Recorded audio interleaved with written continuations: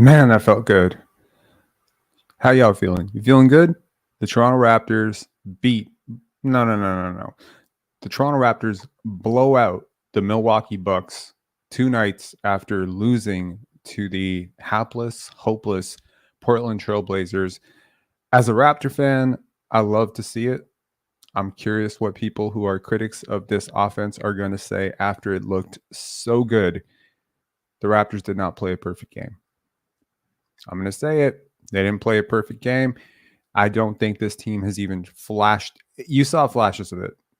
5-minute spurt here, 3-minute spurt here, but it wasn't perfect. There's still so many things this team has to clean up. But what you got tonight was a look at what your defense can do against a really good offensive team, against two of the league's best players, two of the 75 greatest players of all time. I loved so many things about tonight's game. We're going to talk about it. We're going to talk to you. I think our lives have been great the last few days. I have loved our lives. I loved our last call-in show after that disastrous loss. We kept it light. It was great. We did a film session earlier today in which we talked about this offense, what it needed to look like. I have to tell you, if you haven't watched that, definitely go watch it after this one because it holds true. I'm very happy about the timing of that. This was not the time. I mean, imagine if we had gone the other way. That would be pretty pathetic timing. So I'm really happy that the offense looked much better. I'm happy that a lot of players played. I'm very happy to see Otto Porter Jr. back, man. I can't tell you what this guy will mean to this. And I'd always heard 5 game was the mark that they were targeting. I'm really happy to see on the 5th game. He got some run. He got some extended run tonight. I think it looked good. I think it's going to look better, right? I think Grady looked good. I think Grady's going to look better. I think Scottie looked good. I think Scottie's going to look better. There's a lot of things that can be even better than this. But one thing is for sure, this team has flashed potential of what it can do. They cracked 110 points for the first time. They got all the way up to 130 points. So let us hit that intro. We have Jesse waiting for in the queue, and let's make it a lively conversation. Bring out your shots. Bring out your shots. Throw a parade. As one game, it's just one game. On to Philadelphia tomorrow. But man, it feels good to see this offense click for the first time in what feels like 25 months. All right, let's get to it.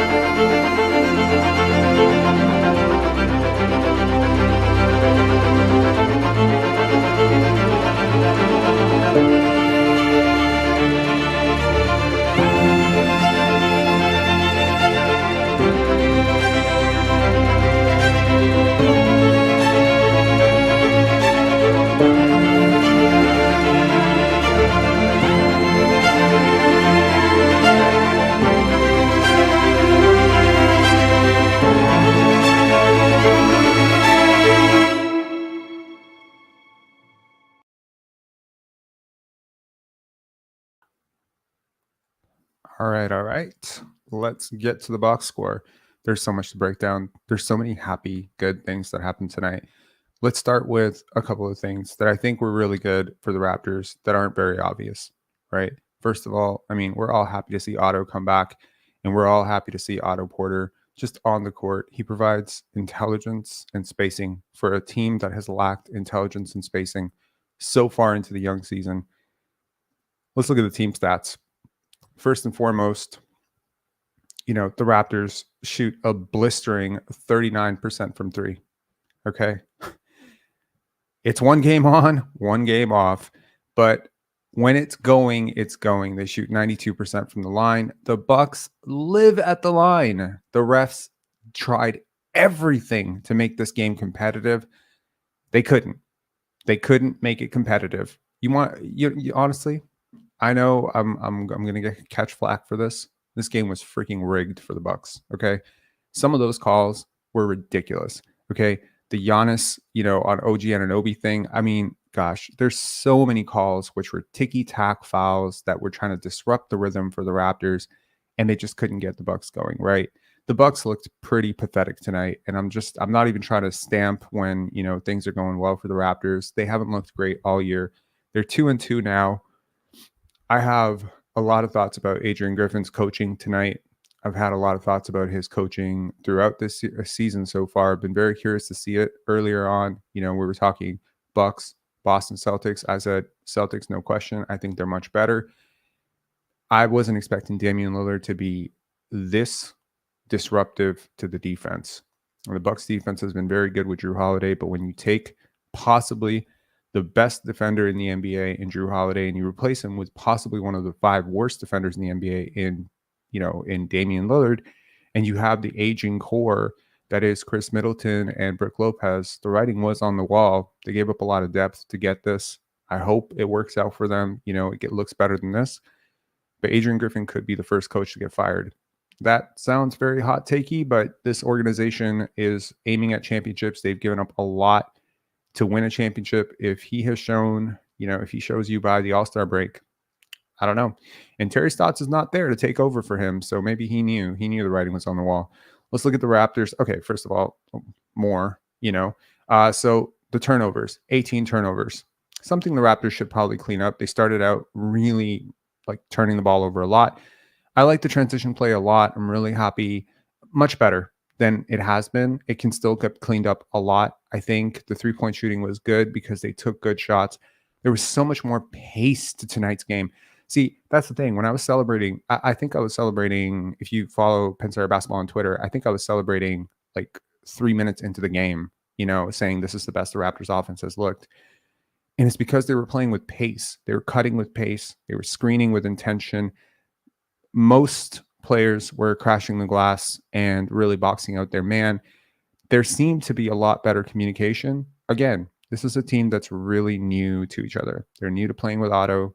They really haven't had much of a run with him. They're new to playing with Dennis.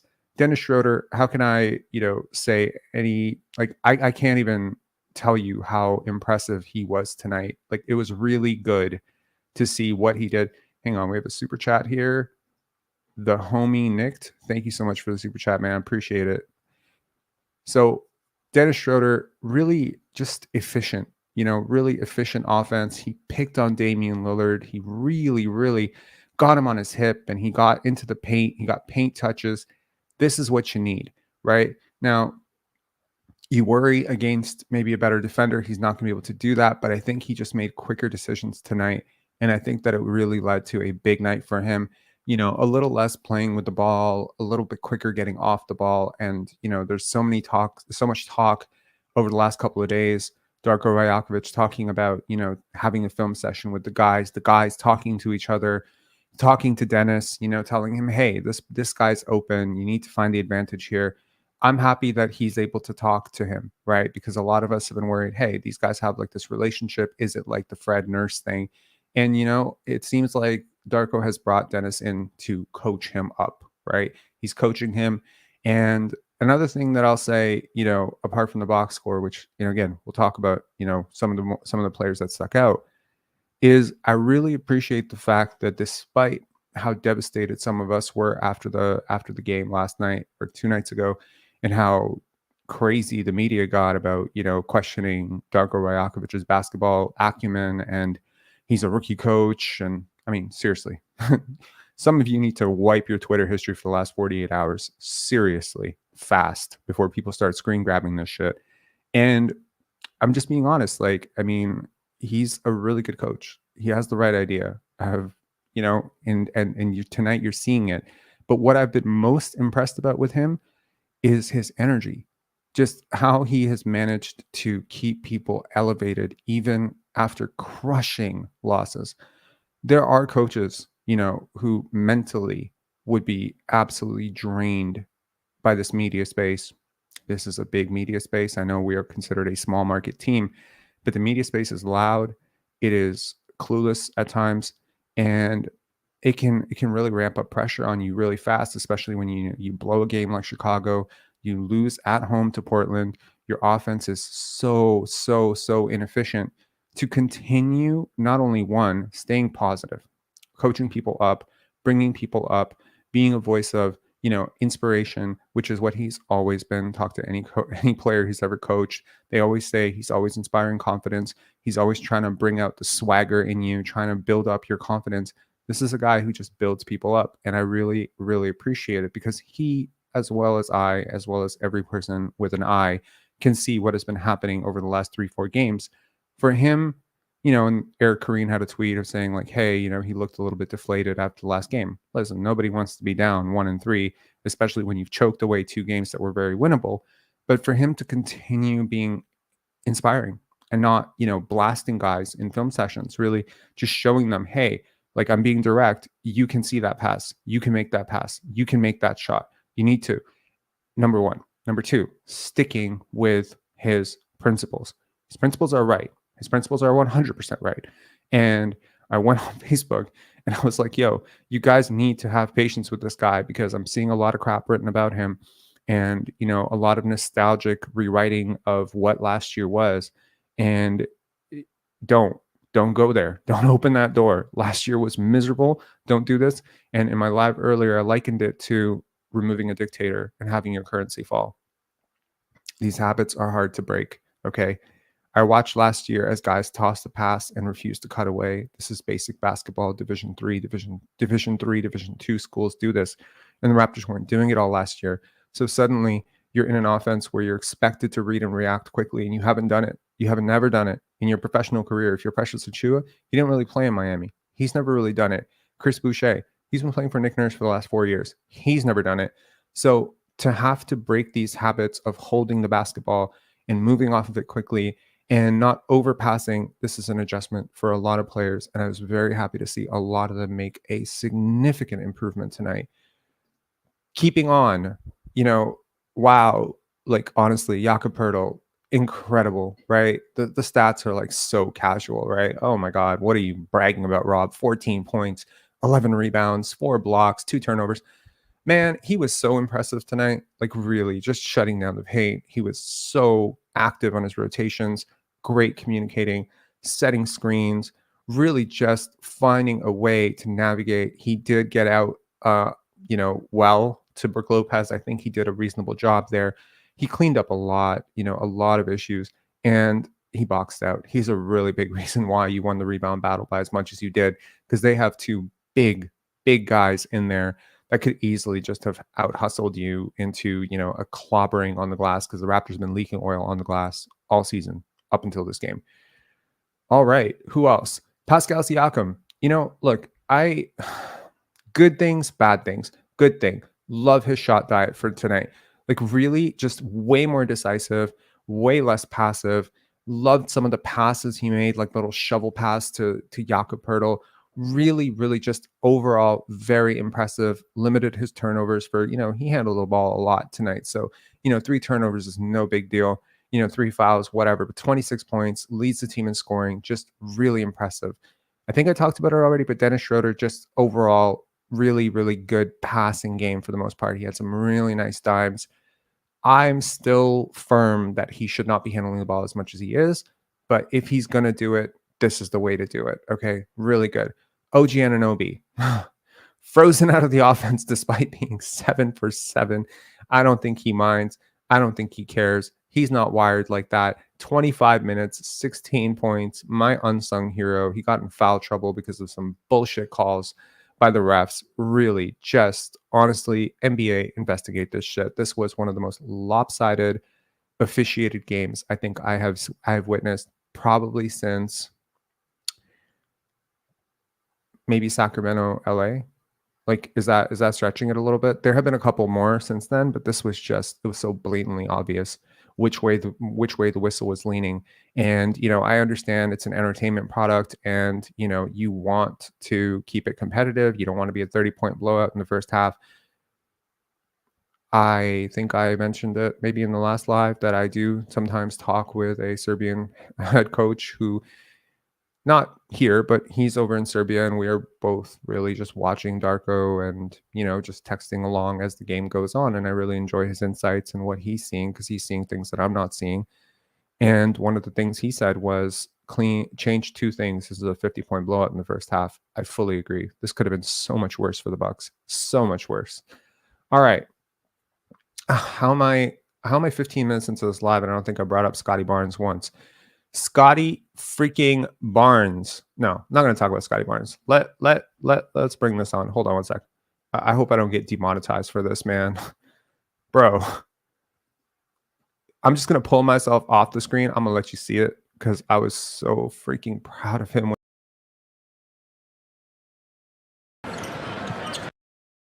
9:27 to go here. Barnes crossover. Right. Giannis. Sorry, I had to stagger that just because I don't want the copyright strike, but he just bully balled. That entire possession was one of the most confused possessions on offense. No one was doing what they were supposed to be doing. And this is why you have stars. This is exactly why you have stars, because when your motion breaks down, you need someone to just get it. And it shouldn't be the thing that you lean on. It shouldn't be the thing that you go to first option. Your first option should always be your offensive principles. But 12-8, you start ticking down the shot clock. Somewhere, you got to just put the ball in your best player's hands and just have him do something. It's impressive what the Raptors have been able to do to certain players, but to be able to do this against Giannis, and this is following up a performance last year, if you all remember, where he basically took Brook Lopez and Giannis Antetokounmpo to the woodshed and put up, I think, 17 points or something in the fourth quarter. And was it overtime against them? It was one of his most impressive games. I've told y'all for 2 years, Scottie shows up for the big ones. Head-to-head matchup with a division, well, not a division, but like a conference rival, one of the contenders in your conference, a team that is projected to win probably 30 more wins than the team you're on, a player that you have often been compared to, a former 2-time league MVP, one of the 3 best players in the league, a guy who you've taken the task of guarding. It's not just this play, it's every play. Every play where he was matched up against Giannis, there was an absolute competitive fire. Scottie Barnes was freaking so awesome. Forget the box score. Yeah, the box score is great. 29, he shot 50% from field, 4 threes, 21 points, 12 rebounds, 5 assists. Yo, if we're talking last year, this might have been one of his best games. This year, this is just another night in the office for Scottie Barnes, okay? I don't mean to underplay what he did. It's what he did on defense that is so freaking inspiring. My girlfriend was at the game tonight. I couldn't go because I wanted to do this live. I had a feeling this was going to be a big win. Really wanted to do this live. And I tell you, 80 rows back, you could hear him. Every play, every complaint to the ref, every travel, everything, every coverage that's being blown, yelling at teammates, didn't matter. Yelling in Giannis's face, didn't matter. And one, didn't matter. He was so loud, so dialed in, and so freaking impressive. We have not seen a player this young, this good in Toronto ever. Ever. He's 22 years old right now.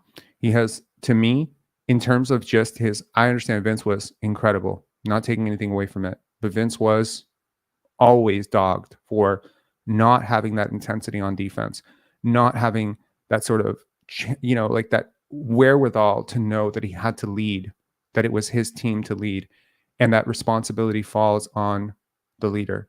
And this is, to me, Scottie Barnes just being like him. This is the him. This is the player.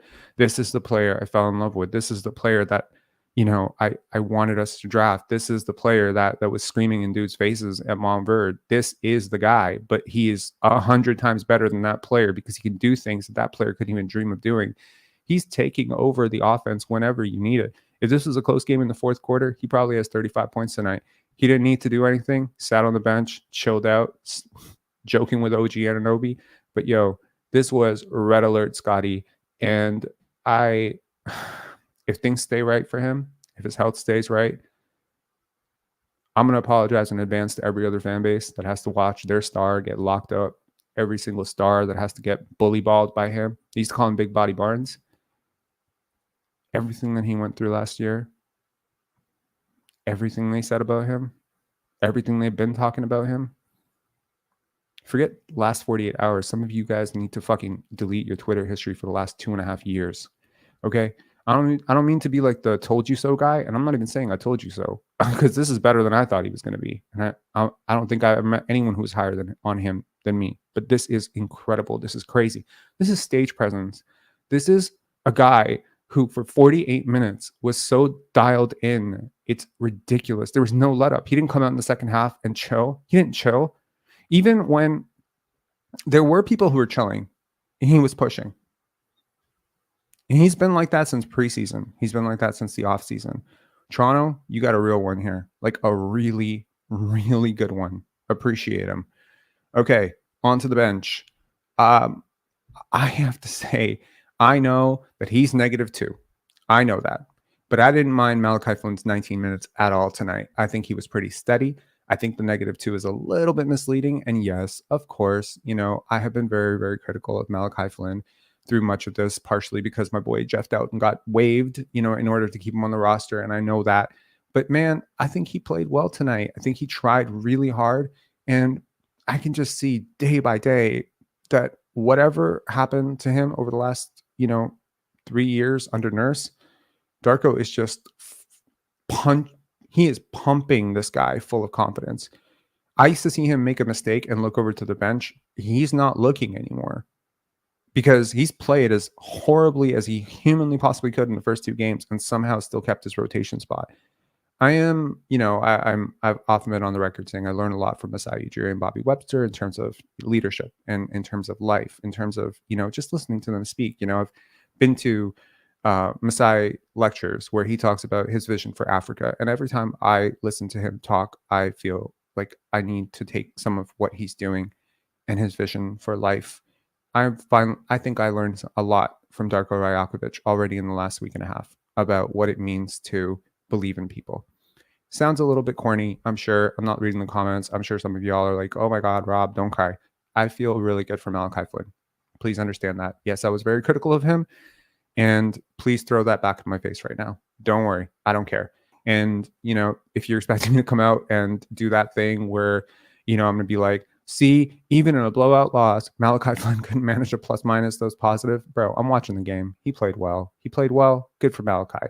Gary Trent Jr., 4 for 11, 0 for 5 from 3. Those threes are going to fall eventually. He's way too good a shooter. He's proven it. But nice to see him, get some shots to go through. This is, believe it or not, one of his better games so far. Grady Dick, 2 for 10, missed so many clean threes. Like if Grady just hits some of these threes, I swear he went 1 for 8 from 3. He could have easily gone 6 for 8 so easily. So look, at Kansas wasn't the most dominant corner shooter. This is a new space for him on the court. He was often popping up above the break at the corners. Is not really his strength. He will learn. He will figure it out. And eventually, when the pecking order changes, trades are made, etc., you'll see him being featured more on the top, but right now he's playing off of guys. I love that play between him and Scottie. Like it was just pitch back.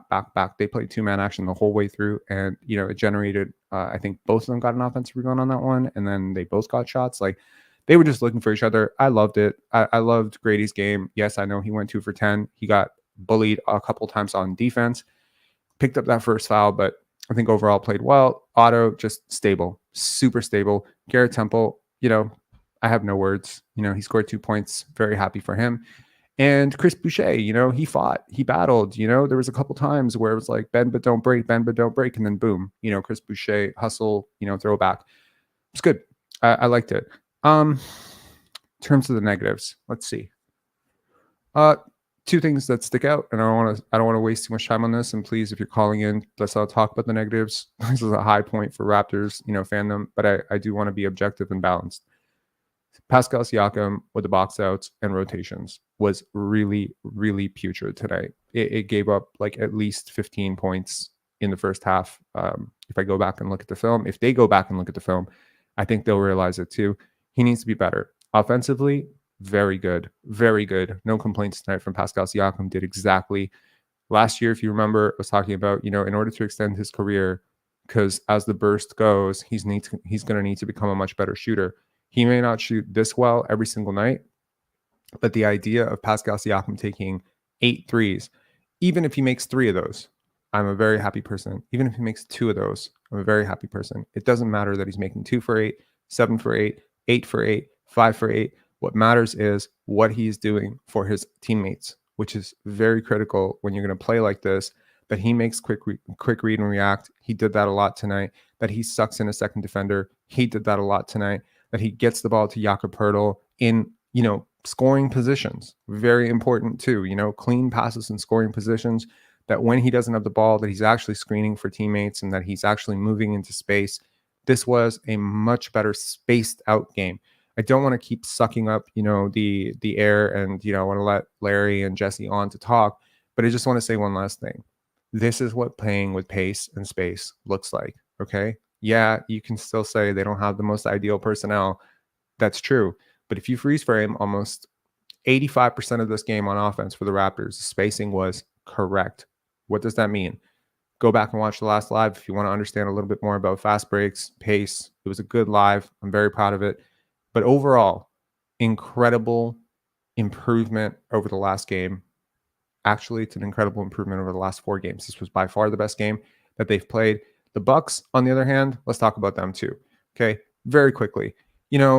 You hold a former league MVP, very much still in his prime, to 16 points when the referees basically gifted him at least 5 of those free throw attempts, and you held him to 4 rebounds, right? Like, incredible. Every single starter for the Bucks was negative tonight. Most of all, Damian Lillard, and believe me, he earned every bit of that negative 26. He was absolutely abysmal. He's one of my favorite players, by the way. Abysmal. I don't think I've ever seen this bad a Damian Lillard game in my life. Malik Beasley, again, he got open. Malik Beasley and Jay Crowder got open like 3 to 4 times each, and it was just late rotations, not communicating. I'm telling you that this score might say, 130, whatever, whatever it is, right? It's like the Bucks scored. Okay, the Raptors scored 130. The Bucks scored 111. Okay, this easily clean 5 things up. This is 130-82. Okay, it's that dominant a performance. I don't think I've seen the Raptors play this well in 2 years. This is really, really impressive. Yes, on the other end, you do have a team that very, very much came in expecting that the Raptors were going to lay an egg. This is a team that just, at the bottom of the conference. Yes, I've seen all the memes on Twitter. Oh my God, they're 15th. Okay, first of all, tied for 15th. Shut the hell up. But they're 15th. They're 1-3. They just lost to the Portland Trail Blazers. Veteran teams like this should never play down to their competition. They played down to their competition. The Raptors stomped them and stepped on them, led wire to wire. Never been prouder. Well, that's not true.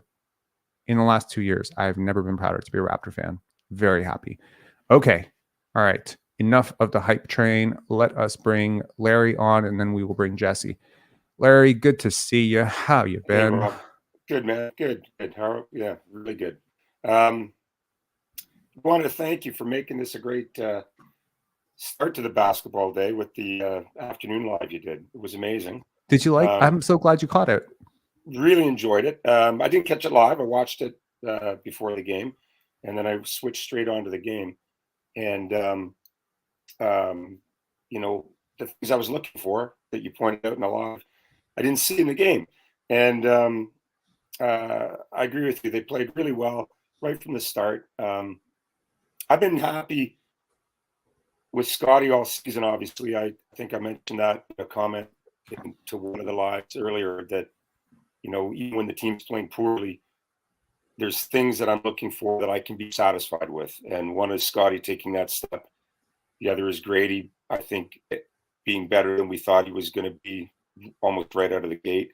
You didn't mention, when you're talking about Grady a few minutes ago, you didn't mention him taking that charge on Giannis, which was amazing. Huge. Guts. I loved it. I loved it. Yeah, absolutely. Right. Really excited about him. And in that sense, I've been able to ride out the disappointment of the losses because I've been excited about, development. But tonight was just tremendous. Everything seemed to be, the offense was much better, obviously, and I'm really happy for Darko because he took a lot of flack, and there's a He lot of did. comments on Twitter and comments in the comments to your lives, and it's just it was just it's sports funny. Like sometimes you're just a fraction of a second slow, and you're just on your heels a little bit. You're just a little foggy in the brain, and your performance is a disaster. And other times you're really sharp and focused, and you're incredible. And it happens in every sport. And Can I, Larry, can I ask you to step off and come back? Your connection is very laggy, and I'm suspecting it might be Wi-Fi or it might be just you coming off and on. But just try to leave and then maybe I don't know, reset your modem or something or just move closer to the modem because you're freezing a little bit. Yeah. Okay. I'll come back. Okay. Thanks so much. Okay. First of all, just a big shout out. Thank you, Leanne. I'm going to give you a special thank you. Rank Scrub, thank you so much. Homie Nick, thank you already, but thank you so much. BK, really look forward to your game coverage. Thank you very much, sir. Jonathan Convoy, man, thank you so much, man. Like, honestly, so many people have messaged me about what a great caller you were last time and how much they really enjoyed your perspective and how much positivity you introduced. I mean, I don't know if you noticed this, but the second you came on, the live became way more positive for like the next 2 hours. So thank you so much for your contribution. Rank Scrub, we bounced the Bucks tonight. Physical game, we won. Completely agree. If we have doubt when we could audition Flynn, please don't make me cry right now. Okay. Leanne Chapman, yo, honestly, thank you so much. I went back and it said, thank your super chats. And I'm just going back and I'm seeing a lot of names. And one name that just keeps coming up, Leanne Chapman. It's like 50 of them, 60 of them. Holy shit. And it's a small amount, like $10 or it's $25, $50. Like, it's crazy. Thank you so much for your endless support of this channel. I really appreciate it.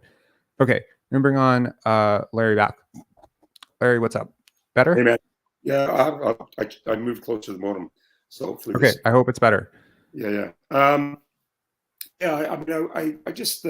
really happy for Darko. I mean, he took a lot of flack, a lot of grief.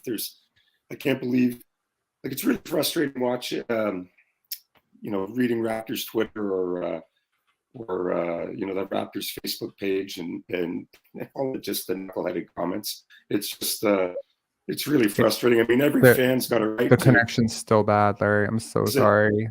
It's still lagging. Do you want to did you turn off, did you leave and then come back? Or did you just move?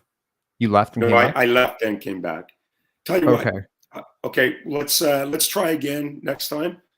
And I'll just say thank you for tonight, and I'll enjoy the show and the other callers. All right. My pleasure. Thank you so much. To those who don't know, this is Olympian legend, and I'm thanking Leanne for all her support for this channel. Thank you for your support. Honestly, it means so much to me. Thank you. Okay. Cheers. Cheers.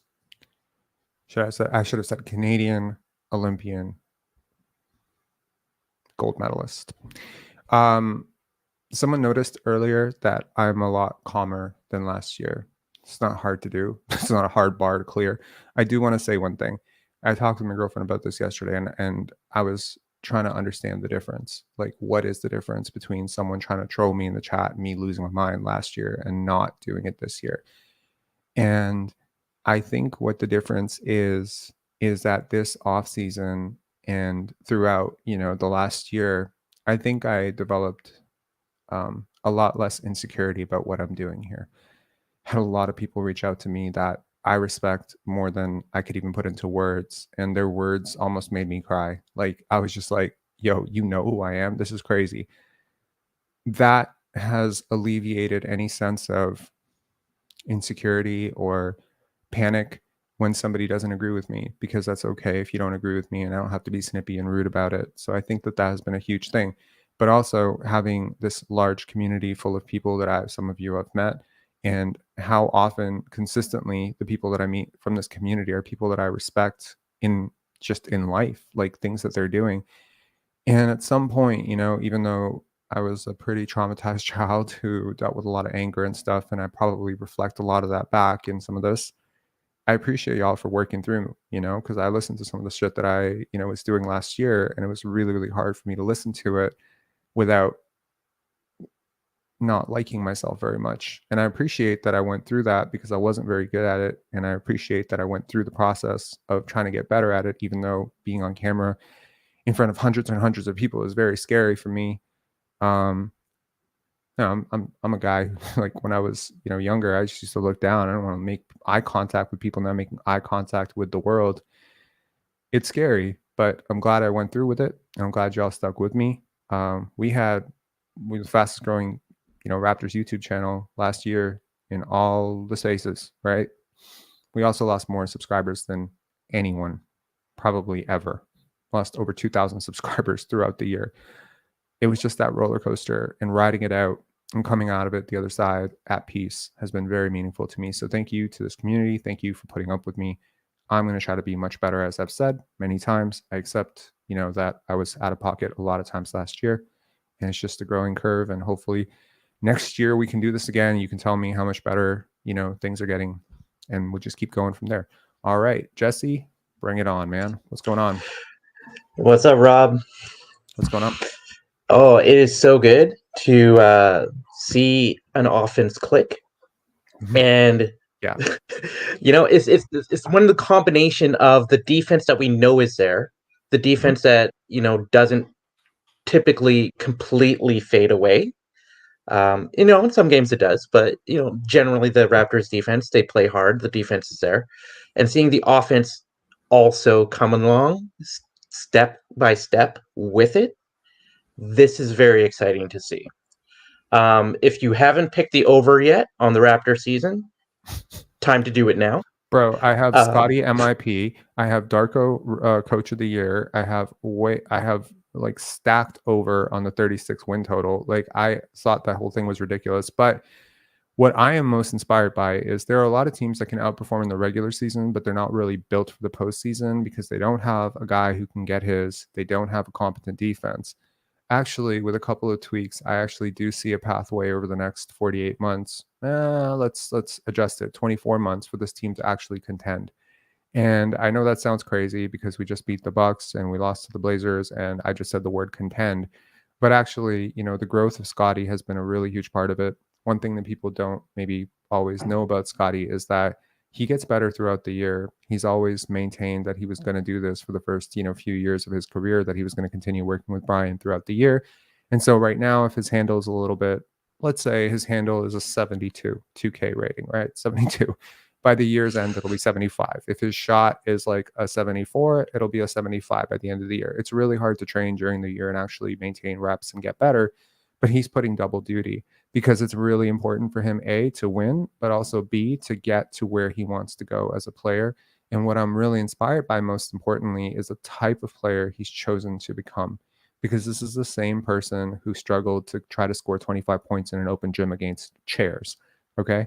Like, this is just 3-4 years ago. He was struggling to do this because conceptually he couldn't understand, the concept of why he should want to score and not pass in a situation. And now, he's not passive, and he hasn't been passive for 1 second this year. There have been moments where he's picked his spots and chosen his spots, and he's choosing to, let other guys get there with him, but he's not scared to shoot. Like, he's getting a ball, out 27, 28 feet, and there might be 4 or 5 seconds left on the shot clock. He's not hesitating. He's putting it up, and he's living with it. And that three that he airballed from the corner, flicking his wrist, he's just like, in his head, I'm just like, dude, he's probably thinking, I made this 5,000 times this summer. Like, I'm better than that. The expectation that he can score when he wants to score is a massive shift. Like, people who are comparing him to Paolo last year, forget the people that were comparing him to Michael Carter-Williams. The people who were comparing him to Paolo, they always pointed to Paolo's scoring, right? Yeah, I talk to Orlando fans. Okay, yeah. Scottie's a better passer. Scottie's a better defender, but Paolo's got the scoring. Well, now what does Paolo have? No offense to Paolo. He might turn it around. He might be a great player. Yeah. But what I'm saying is, like, shit, this is a franchise cornerstone. This is the type of guy you dream to build your team around. And Rob, the one thing I want to say about the channel for sure is the reason I started watching your channel was because I was watching Scottie Barnes through the the U16, U17, U18, U19 Wow, FIBAs. really? This is Yeah, amazing. I'm so glad to that's connect where with I somebody who started. was watching him back then. And I couldn't find a single person when the draft came around that was pro Scotty. That was like, oh, Jalen Suggs, Jalen Suggs, Jalen Suggs. And I was just looking for anybody who understood that, look, if Scottie Barnes is there, if Scottie Barnes is somehow, in my brain, if Scottie Barnes is still somehow available at 4, we have to pick him. If 3 other teams are dumb enough not to pick this man, we need to pick him. That's how I started watching the channel. And Have I ever shared with something you that's the night of... emblematic of... Go ahead. Go ahead. Oh, yeah, sorry. Something that's emblematic of that player at the U16 level all the way till now and where he's grown was when I was watching the game today, that first assist he had to Poeltl at about the 8-minute mark in the first quarter, where he was going to go up for the 3, recognized, wait, I've got the man. And we knew that he could either take the shot and probably make it, but he still made the better play. So now he's at the point where I know I can hit that shot, but I can still have the option of using the skills that I've established my entire life up to this point and make the better play. Yeah. No, it was honestly, yeah. I'm so happy that someone was supporting that because the pick got so universally slammed, not just by Raptors, content creators, media, et cetera, et cetera. I mean, Michael Grange was still trying to wrap his head around it like 2 years later. How did we pass up on this generational prospect who was supposed to replace Kyle Lowry? It's hard not to be salty about that 0 level scorer quote. It's hard, but the truth is, the night that Scottie was drafted, I don't know if I've ever shared this. I've definitely shared this with people close to me. I've definitely shared this with Brian. But the night he was drafted, I was sitting there with fainted breath, praying that somehow, specifically Houston and Detroit and Cleveland would pass. I felt like for sure Detroit's going to pass because they're in love with Cade, but they weren't totally locked in on Cade. So I kept thinking, are they going to shock the world and take Scottie number 1? Because I think he's much better than Cade. And I don't think I remember any big boards that had him over Cade. I had him over Cade. And they didn't. They took Cade. I think they caved at the end. There was some debate. They wanted to go with Jalen Green. They wanted to go with Cade. And then the Rockets, there was also some push there because they were also debating between Cade and and Jalen Green, but Cade wouldn't work out for them, probably because he didn't want to go there.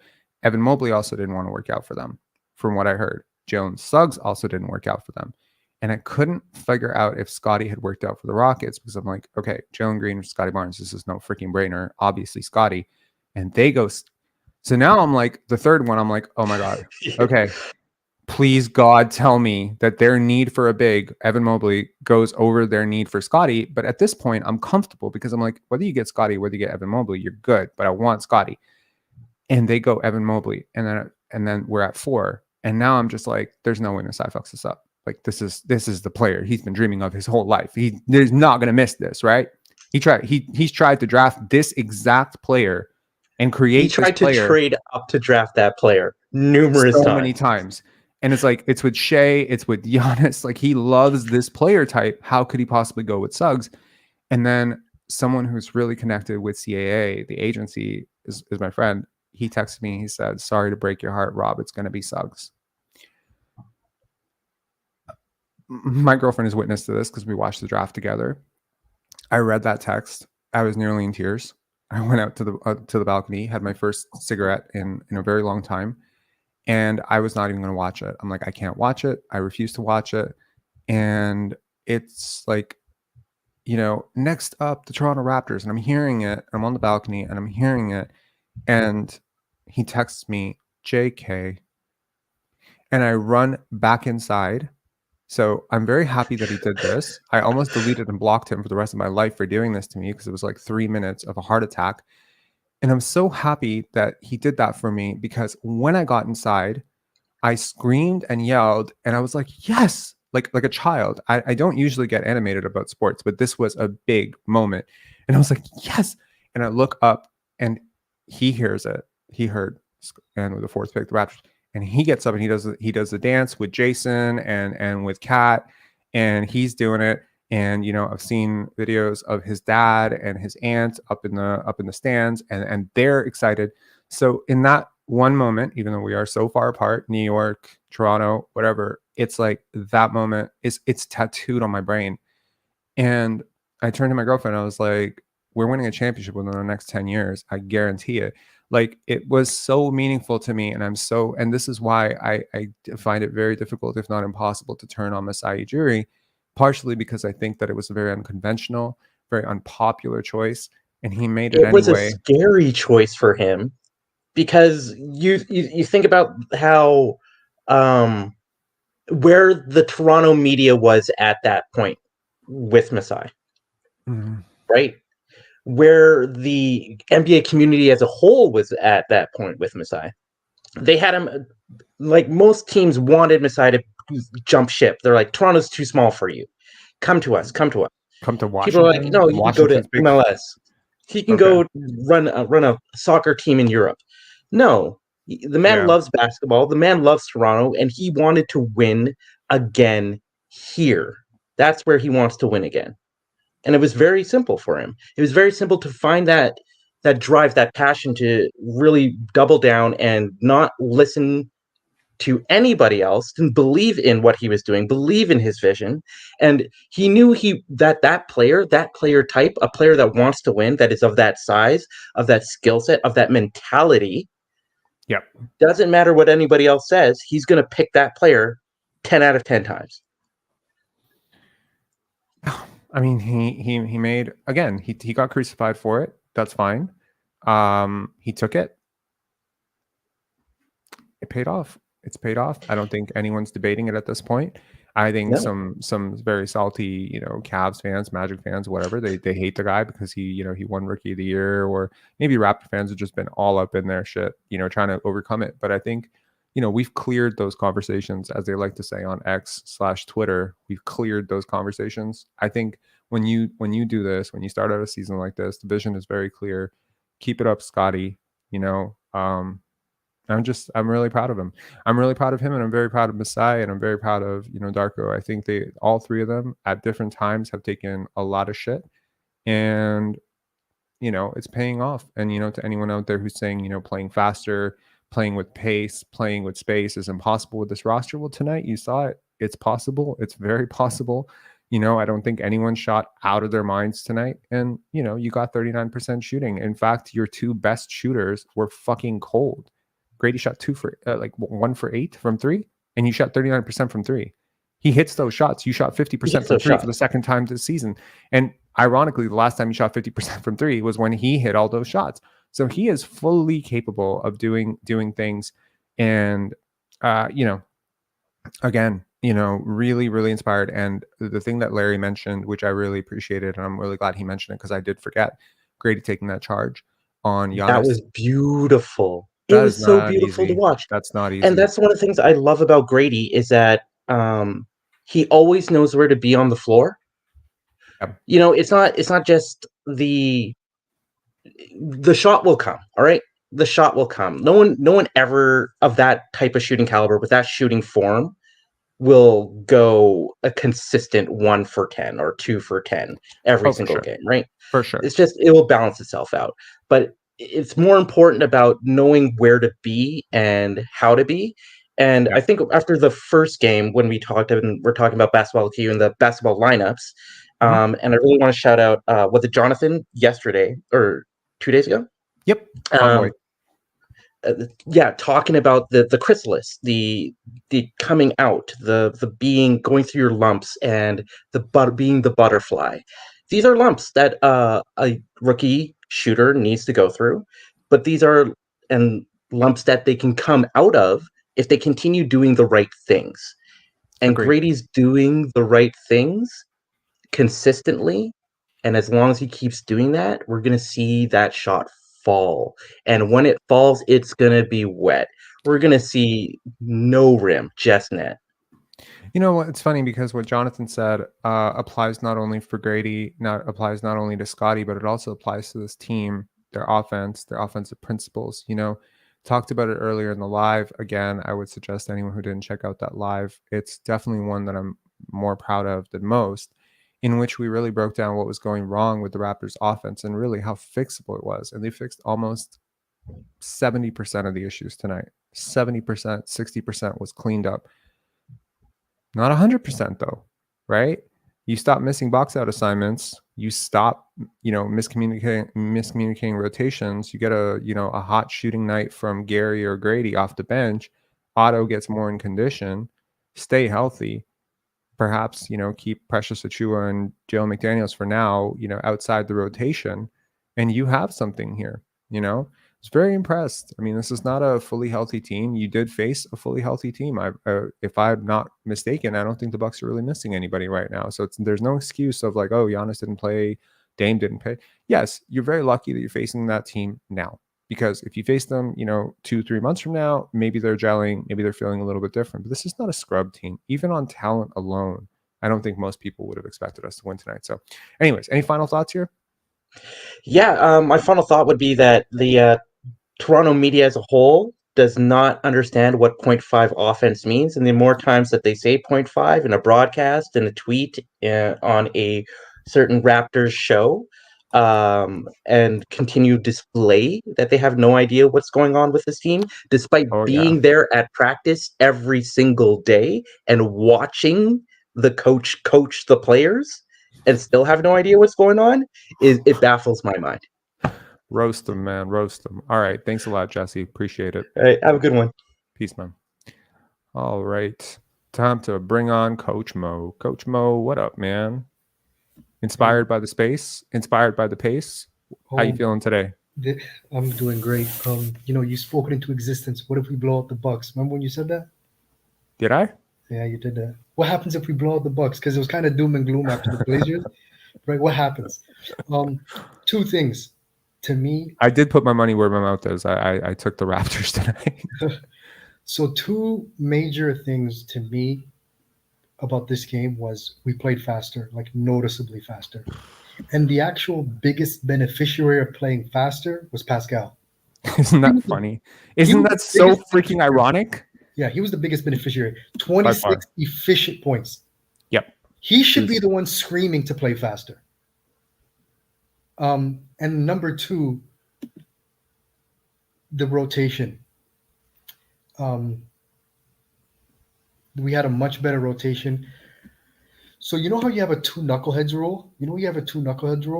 Uh-huh. Well, it's typically for the team, but yeah, it works. It works for players on the court as well. Yes. So when you have the two knuckleheads rule, I'll include these players in the knuckleheads, not in terms of how they could either be struggling or low IQ or whatever, right? Mm-hmm. So Flynn, Gary, Precious, Boucher, Daniels. We only had two of them on the court today. Only two of them got minutes. Yep. You just spoke on it earlier. Precious was out of the rotation because he was injured. He may have to stay out of it. I firmly believe you can't play Precious and Boucher. You have to pick one if you want to be competitive on a nightly basis. It has worked before. It worked in the playoffs, but you had to have such an abundance of you had to have such an abundance of IQ to keep them on the court. Exactly. You have to play one. If you're going to play both of them, then you can't play Flynn and Gary. I think what Darko has learned, especially in that Chicago game, is if I'm going to have a deep bench, I have to be careful who I pair together. Yep. He is learning fast. I am very, very impressed because that is actually the sign of intelligence. And he is very intelligent. I have just gathered that from the very brief, research that I did. Not brief. I did extensive research on him this offseason. The interviews that he's done, what he's talking about, how he sees this roster. Yeah, I've disagreed with how much he wants to use Dennis, but maybe I'm wrong, I mean, Dennis showed something tonight. Again, against Damian Lillard, I want to see it next game, but his defense was primo, really good. See, it's one thing to go at Dame Lillard. Everyone goes at Damian Lillard, right? It's another thing to go at Damian Lillard fast before Giannis has a chance to recover. That's very impressive. It's another thing to actually go at Damian Lillard and then outplay Damian Lillard on the offensive end. See, because you might go at him and he might still hang 50 on your head. He didn't do that tonight. So what do you think is happening with this Bucks offense? Because they looked bad tonight, like really bad. Like I would be very. Their second time being really, really bad. Yes, and this is very concerning for a team that is all the vibes, right? Giannis basically coming out and saying, this is Dame's team. First of all, it's not and shouldn't be. But I appreciate him doing that because, in Europe, we don't really give a shit about whose team it is or whatever. I mean, Jokic wouldn't give a shit about calling it Jamal Murray's team or Michael Porter's team or Kentavious Caldwell-Pope's team. He doesn't care. These labels only matter more to people who have like inflated and massive egos, and Giannis has never had that. But at the same time, we cannot ignore that Damian Lillard did not want to be here. And this is this is the Kawhi thing all over again, right? And one of his closest confidants, and perhaps one of the reasons he was so excited in the beginning to be there, was Terry Stotts. It's a former coach of his that he had a relationship with, and he's quit. He quit based on something that happened, and I wonder if they're just dealing right now with the ramifications of just managing a player like this. And that's not shade on Dame. He has been great. He is a good guy. He is a professional guy, and this is not me saying he's James Harden or Kyrie Irving right now. But he's a star. He's a big star. And you're putting two very, very big stars onto a rookie head coach who, granted, has done a lot of education work. I researched, Adrian Griffin extensively this offseason to try to get his backstory and understand his education and everything he's been doing the last 10 years to build himself up for this opportunity, and just trying to understand how he was going to manage egos, who he was as a person. And I don't know. I never wanted to push for him to be the Raptors head coach. And that was weird because he was always widely regarded as the lead assistant or one of the best lead assistants in the league under Nurse. But something about him just struck me as I don't think he'll make a great head coach. Now, he may very well still make a great head coach. Maybe we're talking about this 6 weeks from now and they're on a 12-game win streak. Certainly have the talent for it. But this sort of my turn, your turn stuff, they just haven't figured it out yet. They're catering to Dame a little too much. They are. He had 39 points in the opener. That's the thing about. Well, I was having a conversation watching this game with my brother, and I was like, the thing with Dame is his highs are going to be higher than Holiday, but his lows are lower. Right? His lows are actually a lot lower. And his Celtics are 4-0. Yeah, and they're initiating two. They're integrating two new players in Kristaps and Jrue Holiday. But they're not catering to them. They're not catering to them because they're not egomaniacs, and they don't need to be catered to. And I don't think Dame is an egomaniac either. No, I think they're just mishandling the situation. Yes, and even Griffin's challenge, you can just see he just crumbles to what Giannis tells him to do. Challenge that. He's like, okay, I'll challenge it. It was a bad challenge, and they lost it in the first quarter. It was horrible. At some point, he has a very obvious one, right? Yeah. And that's when you talk about catering, it makes me think of like Siakam when he was struggling. Like, no one should be catered to that degree, right? Agreed. No one. Yeah. What did you think of the overall defensive effort today? Like, I mean, I know the Bucks played poorly, but I think the Raptors defense did a lot to create. They made them uncomfortable. Do you know we had 20? They had 20 points, and we were like almost midway through the second. Yeah. Like until the refs started to bail them out, and we started leaking oil on rotations. Mm-hmm. Like I was actually genuinely curious if the Raptors came out with a goal to hold this team under 60 for the game, just to make them that's a statement, right? You let them get 111 right now because you took the foot off the pedal a little bit, and because the refs helped a lot, and because I think you missed some rotations and you let them get on the glass a few times and whatever, you foul, you missed some shots, whatever. But I really have never seen a game in my life where it was more obviously heading towards a 60-point blowout in the first half than this one. It was like it's hard to complain about a 20-point wire-to-wire win. I'm not complaining. I'm happy. Win's a win. Could have won by so much more. And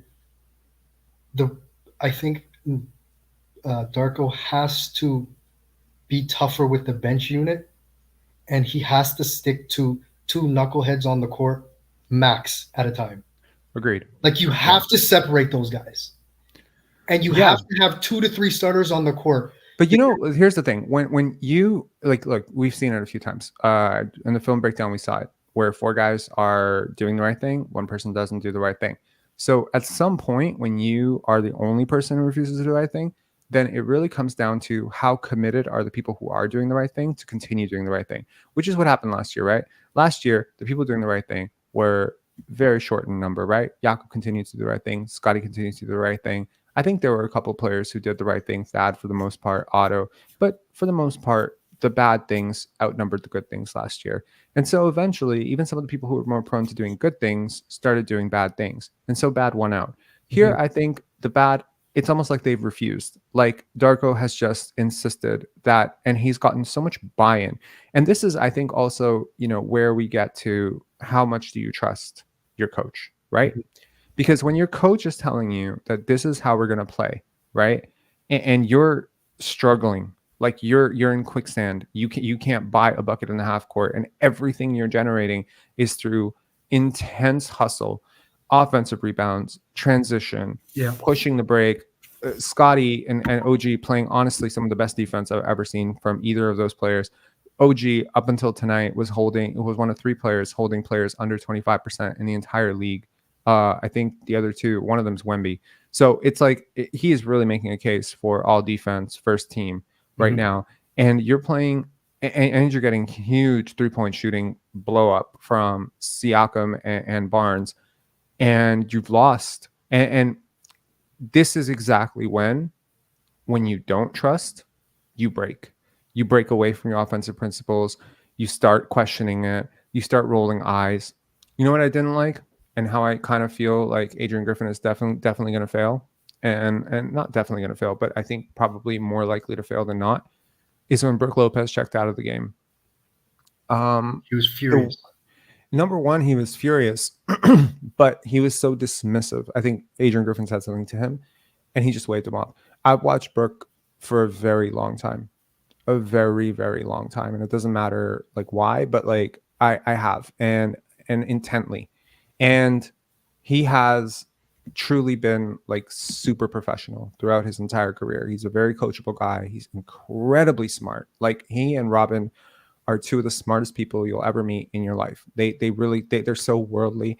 They have so many interests. They understand this game of basketball so well. I know Robin often gets clowned for being like a Hassan Bey who doesn't shoot, whatever, but he's super smart too. They're both nice guys. They don't have a nasty bone in their body. And so for him to be just kind of dismissively looking off a coach, I'm just like, oh my God, is this some sort of like Nate Bjorkgren shit all over again? Meanwhile, the Celtics are putting a 50-piece tonight. Oh yeah. They killed it. And they're catering to nobody, and they're just playing. Yep. Celtics are, because that's the thing. You walk into the Celtics, you know whose team it is. It's Jason Tatum's team. Also, there's no debate. Another thing that's I feel between the Celtics and Bucks, the clear weak link on one end is Damian Lillard. If they face each other, it's all 5 Celtics starters will abuse Lillard on offense. That's the thing. His best chance is White. His best chance is White, and it's still not looking good. Like when I did my all defense projections, all NBA projections, it was just all Celtics. Like my defense projection, I think like I had 2 or 3 Celtics, or did I? But I know my all NBA, I had 4 Celtics on my 4 all NBA teams. They are the one team that I think can separate themselves from the pack in the Eastern Conference. Like to remind everybody, these are my projections for the year. And I had the Celtics, and in my season preview, I had the Celtics as the only team that's going to finish above 60 wins. I don't think anyone's beating them. I don't think anyone's stopping them. They are so insanely good. Yep. I have issues and questions about their coach, but I think they're so like the best teams are so like self-coached, right? And crazy. He's good enough. Yeah, he's not great. But he's, a 1 seed that is constantly in the conference finals and went to the finals 2 years ago, their floor went up, their ceiling went up, all at once. which is insane if you're a number 1 seed contender. Yeah.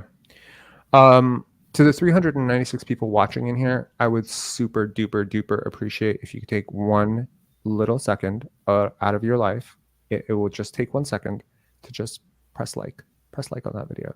It'll do something. It'll do something magical. It will let YouTube know that this is cool and that you like it. And I know that at least 30 people are hate watching right now, waiting for me to say something completely incredibly stupid. But thank you all also to those of you hate watching, because ad revenue is ad revenue. Anyways, so okay, Coach Mo, any final thoughts? Did you see Darko hug Flynn? No, I didn't. Man, that's good. I'm glad. There was a mandate watching film. Play faster. I've never seen Flynn have the confidence to push the ball. He did it once, made the right decision. I think there's going to be massive benefits to staying with that guy. And you talked about it, undoing whatever voodoo nurse had on him, or whatever last year, or whatever it was. Undoing that and building up his confidence. Yeah. No, look, man, I cannot walk back what I said about him. I said he's probably not an NBA player. He's not, one of the. He definitely shouldn't. I'd play Javon Freeman Liberty over him. I'd play Jeff Doughton over him. Mm-hmm. I've said all of that, and yet the first 2 games, I was like, "See, told you." But you know what? The last 2 games, I have been very impressed with him. The turnaround has been magnificent. I fully expected him to be out of the rotation after the 3rd game, especially. I expected him out of the rotation after the 2nd game. Then he gets a chance in the 3rd game, because after he got that quick hook in the first half and he didn't play the second half, I think the message was delivered. And I think after that, maybe, and this is just me reading it, as someone who's kind of watched a lot of players play themselves in and out of rotations, usually when you get that first half, second half hook, you might be looking at a string of DNP-CDs unless you have a real heart-to-heart about what happened. And you're super receptive, and the coach has like a lot of faith in you. We saw it with Jalen McDaniels. I would like to say, for the record, that I don't think that Jalen McDaniels being out of this rotation has much to do with how he's played so far. I think it was always preordained and sort of, structured in their game plan that Otto was going to be back by game 5. I had heard this number, game 5, like 20 times, which is why I haven't completely been panicking that he's not in the game, but also like really panicking that he hasn't been in the game, because he's like, you're losing these games and he will help you more than Jalen McDaniels, more than Boucher, more than Precious. He's by far. And in the second half, he was technically the first guy to come off the bench, which I think is a really, really good sign. And look, touch wood, if you're a Raptor fan, do me a favor. I don't know if you believe in God. I don't know if you knock on wood. I don't know if you believe in the stars. Please light a fucking voodoo, not voodoo doll. Light something. Light a candle for Otto Porter Jr.'s health, because I tell you, what Jack said on the broadcast is not a lie. This guy helps you win in so many ways. He's so good at basketball. I watched him all through Washington. He was one of my favorite players. So excited when we signed with him. I immediately went on a hot take territory and said it's the greatest signing in Raptor history. I have not really a great vested interest in him succeeding. I don't give a shit about what my take was or how much I've pounded the drum of how much he can do for us. But he is just basketball purity. He may not have ever lived up to the hype of the 3rd overall pick or whatever, but he is, when I watch him, I see every single thing that I love about basketball in one player. He's unselfish. He's low volume. He is incredibly good screen setter, good rebounder. He does every little thing that doesn't show up in the box score. He's an incredible spacer, relocator. He is so good. Like, he's really, honestly, truly, cross my heart, hope to die, one of my 10 to 15 favorite players in the NBA for a long time now. And for good reason. Love him. And I think he can do so many good things. I'm not saying he's one of the 15 best players in the NBA. He if he's healthy, he's definitely one of the top 75 players in the NBA, though, right now. That is very far from where the Toronto media has talked about him. But if you understand basketball and you watched him play, unless he has taken a massive nosedive, and he's just 30, so there's no reason, and he doesn't have a ton of miles. If you can get this guy going, and if he, again, touch wood, he was injuries. One of the reasons why, when he came off the bench, we didn't lose the lead, right? Because you kept the knuckleheads at 2, and you had another high IQ guy with Barnes, and you had Grady. Like you can sustain, but you can't have Barnes and knuckleheads. It will never work. It can't work. Coach Mo, you love saying the word knuckleheads, don't you? Do you watch them play? Do you watch them play? I do. Okay, look, I will say this. I think, I last year when I did my rankings of all the Raptors, and I ranked the Raptors from best to worst, I think I broke a few people's keyboards when I put Scottie really high on that list.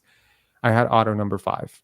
Okay, I had him ahead of Gary. I had him ahead of a lot of people that people were not expecting, and I think people were kind of surprised why I was so high on him. And honestly, my 5 was being conservative. Honestly, last year, you want my honest opinion, I think he was your 4th best player. Just didn't play. And that's the thing. Right now, he's still your 4th or 5th best player. But do you think he's a very good player? Do you think they'll ever be comfortable with him closing games? Will he ever get to that point health-wise? Absolutely, 100%. Look, he can. He's closed games for Golden State before. He closed games for. He didn't have the greatest run in Chicago for whatever reason, and it's not important why he didn't have the greatest run in Chicago. But he was a veteran presence. Look, he's just a really, for all the intangibles that we talk about with the veterans. The one player that I feel like the 2 players that I feel like he inspired. Let's say 3 players that I feel like he can help most are Scottie, Grady, and OG. 3 of my favorite players on the team. So I'm very, very excited for them that they have a healthy Otto. It's much different to be a veteran who doesn't play, who's injured, away from the team, coming back in, versus one who's actually out on the court, involved in the play. The kids in Chicago, when he and Thad were there, they spoke glowingly about, their contributions and how much these 2 had helped with the development of their young team. And I think that they can do that here too. Yeah. And yes, final thoughts. Compared to the first 2 games, the rotations are massively different. Like night and day. Grady wasn't getting minutes. Otto wasn't getting minutes. Like if we keep this, I have no complaint to the rotation tonight. Like none, 0. Me too. Actually don't. Great. It was absolutely great. Darko learned. Yeah. All right. Thanks so much for calling in, man. Really appreciate it. Good win. On to the next one tomorrow. Let's blow them out too. Oh, wow. By the way, schedule makers, back-to-back, twice against the Sixers. I mean, give us a chance. Hey, sink or swim. They're asking you to find out who the fuck you really are, and I think we're finding out who this team is. They have bounce back. They have grit, and they take charges and pick on Giannis. That guy gets the most favorable whistle in the league. I don't care, but I'm saying, like, Scottie picked on Giannis today. Okay? Like, if you told me that Scottie was the league MVP and Giannis was the 2nd or 3rd year player, I would have believed you. He picked on him. He picked on him defensively. He snarled at him. He bullied him. Like, honestly, fucking incredible. I understand that they will have better games against us, and I'm sure I wouldn't be surprised the next one they beat us by 5. But this was very dominant. I refuse to let anybody tell me otherwise. All right, take care. Have a good one, man. Peace. Okay, let's bring on Okan and Andre, and I think that'll be our final, because if you appreciate, I did a almost 2-hour live that was supposed to be a super early live earlier today, so I'm a little bit talked out, but I do appreciate it. We got 416 people here. Let's keep it going. We'll see if some post-game stuff comes up. We can maybe play that and react to it as well. Okan and Andre. Andre, are you the same Andre who's been calling in, or are you different? Yeah, same Andre, but I'm using an iPad today. No Raptors background. Okay, nice. And Okan, how are you, man? Hello, man. How are you? I'm good. I'm joining from the Netherlands right now. It's 4 a.m. out here, and it's really good to see Raptors play like that in a time like this. Oh, I'm so excited. I get really happy when we get to connect with our international peeps, because I know we have people from Serbia that watch us.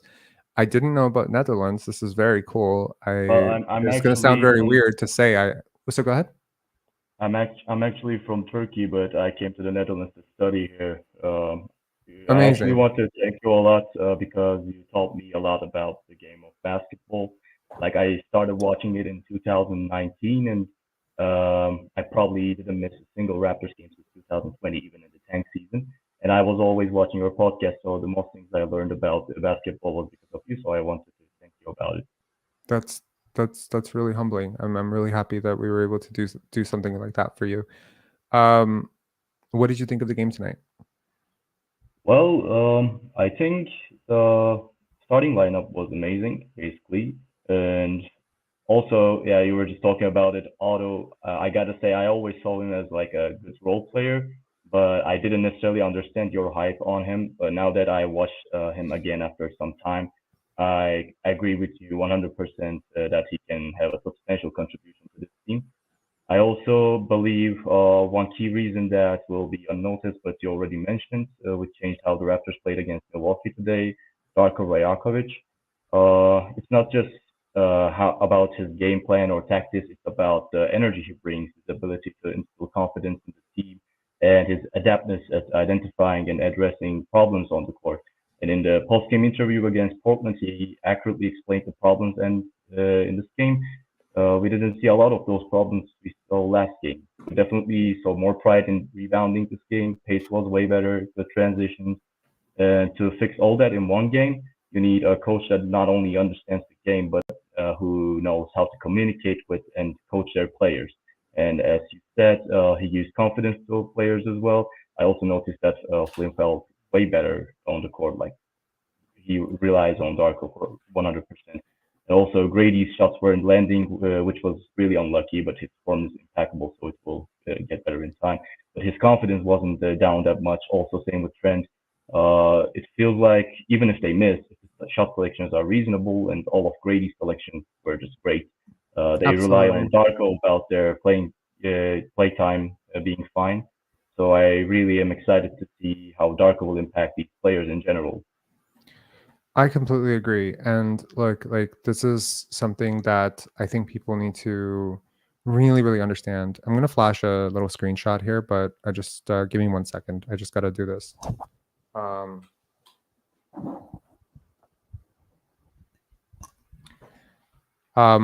So I just think that, again, I've mentioned it already in the live, but I've learned so much just from Darko Rajakovic already, right? Just about positivity and seeing the game properly. And I love what you mentioned about him explaining exactly what was happening. He really did a much better job yesterday, to those of you who haven't seen the clip, with the Raptors media and just explaining what is happening. And Jakob Poeltl also did a great job in last game's post-game presser explaining what is not happening. There's a lot of random people doing random shit. There's people who are not really spacing and into the corners and cutting with purpose. They're not playing with pace. And I know that this is very foreign to some people who maybe don't understand what he means by pace. Does he mean running up the court? Because, and again, you might see someone run up the court really fast, but it doesn't help if they're running to the wrong spot. It doesn't matter if they're running in someone's way. There's times tonight, even where I think when they look at the film, I hope they'll have a chance to look at tonight's film, because it's much easier to break down film after you win, much easier. So I hope that, they can look at some of the times where they screwed up in transition tonight, because, again, the spacing is just not right sometimes on this team, but it was so much better tonight. And this was, I think, the post that I wrote on Facebook. Here, hold on. So I wrote this post on Facebook, and it was kind of a message that I wanted to spread out, and something, that was brought to my attention a couple of days ago, where Darko had basically, I believe, I'm mistaken, I don't want to be saying something wrong, but removed his Instagram. And I wondered, based on everything the media was saying about 0.5 and, Siakam being frozen out of the offense and him prioritizing Barnes. And I felt like, oh my God, like the vitriol against this guy has gotten so extensive and so hot already. And it's such a stupid overreaction, and it's wrong. It's technically wrong. It's one thing, with Nurse last year where I felt a lot of it was warranted. But this year, it's just, he can't do the things that we are criticizing this team for. Like, he cannot diagram a better play. It's not like he's not, he, of course, he's going to go through some growing pains as a first-time head coach in the NBA, but clearly he is adjusting as he goes. But most importantly, he is continuing to inspire this roster with confidence. He's continuing to keep the room light. He is not pointing fingers. He's not coming out and saying, anything that's a lie. I think, one of the things that was very hard for me last year with Nick Nurse and Fred VanVleet was how often they would lie in post-game pressers. He is not lying. When he doesn't want to exactly say the truth, he finds a creative, nice way to say something that's still true, or he dodges the question, but he doesn't lie. He doesn't come out right and say, okay, it's red, but when it's blue. So I've always appreciated that. So I'm just hoping that people back off of him. It's very difficult. I think, I wonder sometimes if there's a xenophobia element to foreign concepts. I think a lot of people have suppressed biases against Euro basketball, especially in North America. The concepts that he's preaching and just how he sees the game is a little bit different than people might be used to seeing. People who watched Michael Jordan and Carmelo Anthony and the triangle offense and Kobe Bryant. It's very floofy for them to accept that what he's saying is actually the way basketball is going. But I'm really happy the Masai Ujiri saw it. Of course, the foreign team with the foreign general manager and the foreign president sees the foreign coach. I'm very happy about this. Yeah. Yes, Andre, what's up, man? What'd you think of the game? I'm really proud of the Raptors today, and what a difference a practice makes for this team, right? What a difference? What? A practice. A practice. Yeah. Am I not coming out? Am I not loud enough or something? You're okay. You need to be a little bit louder. Okay, yeah. So just what a difference a practice makes. Everything Darko had said about what they needed to work on, they actually worked on, and they played it to the T.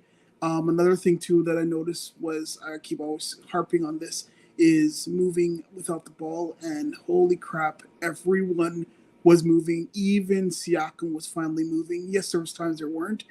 Yes, And then he did much better today. Way better. And then that also opened up Poeltl for so much more moving the ball and it not getting stuck. Malachi Flynn played a way better game today, which I'm wondering if it's because Damian Lillard cannot guard Pylon. And no, I don't think that's it. I think the thing about Malachi today that I really appreciated was just the pace and energy with which he made decisions. See, I don't care about the shot going in or him getting a clean look or not getting it. This stuff doesn't matter to me. I am much more preoccupied with the process of him as a basketball player. See, too many times in the first two games and throughout preseason, we saw a lot of really, really bad Malachi decision making. Indecisiveness. See, he's not even making a decision. It's one thing, when you make a decision, it's the wrong decision, but at least you made it quickly, then I can help you. I can help you if you're making the wrong decision quickly. I can't help you if you refuse to make a decision because you're petrified and scared to make a decision. Then you really do start to hurt your team on the basketball court. So let's say, go ahead. No, could it be that there was more movement off the ball, why he was able to make the reads a little bit faster as well? Because it just felt like everyone's moving, everyone is trying to get into position. There was a lot more energy and happiness. I guess the mood was different, so it was like that's what I saw on the court. Like everyone's moving, everyone's passing the ball, trying to play the correct way. Even when they were making mistakes, they weren't down on mistakes. They just push the ball up, push the ball up, push the ball up. Let's go. So that's what I saw, and I felt like Malachi actually benefited from that kind of play until like the last bit of the fourth quarter where he became old Malachi. But it's fine. I can think defense has been stellar, stellar all year round. Like Jakob Absolutely staying in, and then we forget about OG. He was 7 for 7 from the field. Yes, he was like a really good player until obviously that's the stupid fouls that were being called on him. But other than that, like 7 for 7 from the field, 16 points. He was solid. Like this team is decent. I think we got to be patient. And I was all we got to trade this, we got to trade that. But 15 games, bro. 15 games. I want to see the 15 games. Yeah, I mean, look, the Raptors got into the paint. It's not easy, right? That's against Giannis and a drop big, and they got 66 points in the paint. They got 18 points off of turnovers. They beat them in the blocks and steals department, the stocks. They got 35 assists. This is incredible. 35 assists on 51 field goals. That's 70%. It's 70% of your baskets were assisted. Do you God? Like I can't wait for the memes. I can't wait for the memes. I had a tweet. I mean, we'll go around. Screw it. We got 374 people in here. I was thinking to myself, I want to close this off early. Forget it. Let's not close this off early. Let's let us not do a 3-hour live after a blowout, a stupid blown loss, and then do a 1.5-hour live after a win. Let's keep this going. I will actually at some point, once we're done with the callers, I'll go around the internet and see what people are saying. And I'm very curious to see, what the overreactions are to this. Do people, throwing out the plan the parade, are people going that crazy? Are Someone they, said Schroeder's an apologizing? all-star. Probably not. Someone said Schroeder's an all-star in the chat earlier today. I was like, are you crazy? Love it. Great. Keep it, I've also, had to think about Dennis Schroeder a lot too. I haven't been impressed with his games up until this point. This game that is definitely his best game. Last game was probably his second best game. So is it trending in the right direction? Is 2 games too small for me to, completely redirect it? I do think he's been a large part of the problem. I think, ironically, he's been someone who's brought in through Darko's, friend circle or whatever, they're close. And he's been so guilty of holding the basketball and not generating an advantage or not passing it off quickly enough, not cutting, not screening. And he's been doing a lot of, really silly stuff. And today it was really good to just see him play much faster as well, play with pace, push the ball. So, bend but don't break. You lead wire to wire. I have no complaints. Any final thoughts on O'Connor? I actually think like Schroeder has been like fine. Like you have been saying that he wasn't good in the first 2 games, I guess, or like not necessarily good. But I think it's like a really different environment for him right now. Like he's not a good fit for this Raptors team, definitely not. But he's trying to adapt in a way that he can actually be a good fit. And like I think with time he will be just fine, because so far like he has been trying to transition his game into like something into a shape that it could work with this Raptors team. And if he keeps like try doing that, maybe after some time he can actually be a good point guard for us. Yeah, so that's the thing. Like, he's been a combo guard for most of his life, right? Not always on the best teams, not always with the highest impact metrics. I think I sort of fell in love with him last year at the Lakers, not with Germany this year, right? So the summer Germany, I don't rate that as NBA translatable. And I really was worried that he would come into the season and try to dominate possessions, see himself as a leader, et cetera, et cetera. But the truth is, like, the perfect role for him is exactly what he did with the Lakers last year: off ball, secondary creator, attack / pass quickly. Playing off of a guy like LeBron is so much easier, and a lot of, we remember Daniel Booby Gibson doing it, the guy like that. But for him to kind of come in initially and, make all the declarative statements of, I'm a leader, I'm here, I'm point guard, and this and that, it's a double-edged sword, right? Because when he starts to feel himself too much, he's definitely one of your least efficient, if not the least efficient scorer in your starting lineup. But then also very, very critical to your defense. Because, look, I've watched Fred VanVleet give blow-by after blow-by to quick guards. And I understand Damian Lillard is a little bit older now, but certainly Damian Lillard dusted him on quite a few occasions the last few years. And just seeing a point guard whose pickup point is so high and whose activity level and engagement is so great, and length, even the help defender. Like, there's so many times, where having guys with long arms helps, right?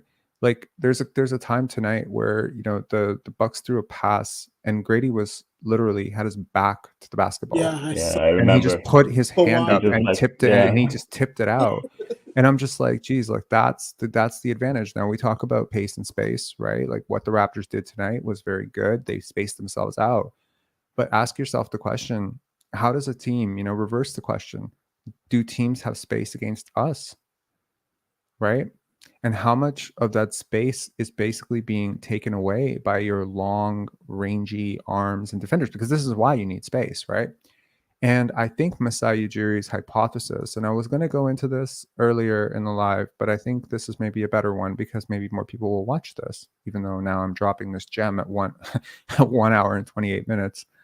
But I think what the longer term vision here is, the court is simply not big enough to account for how big the Raptors are. Right? When you consider the offensive principle of 15 to 18 feet apart, right?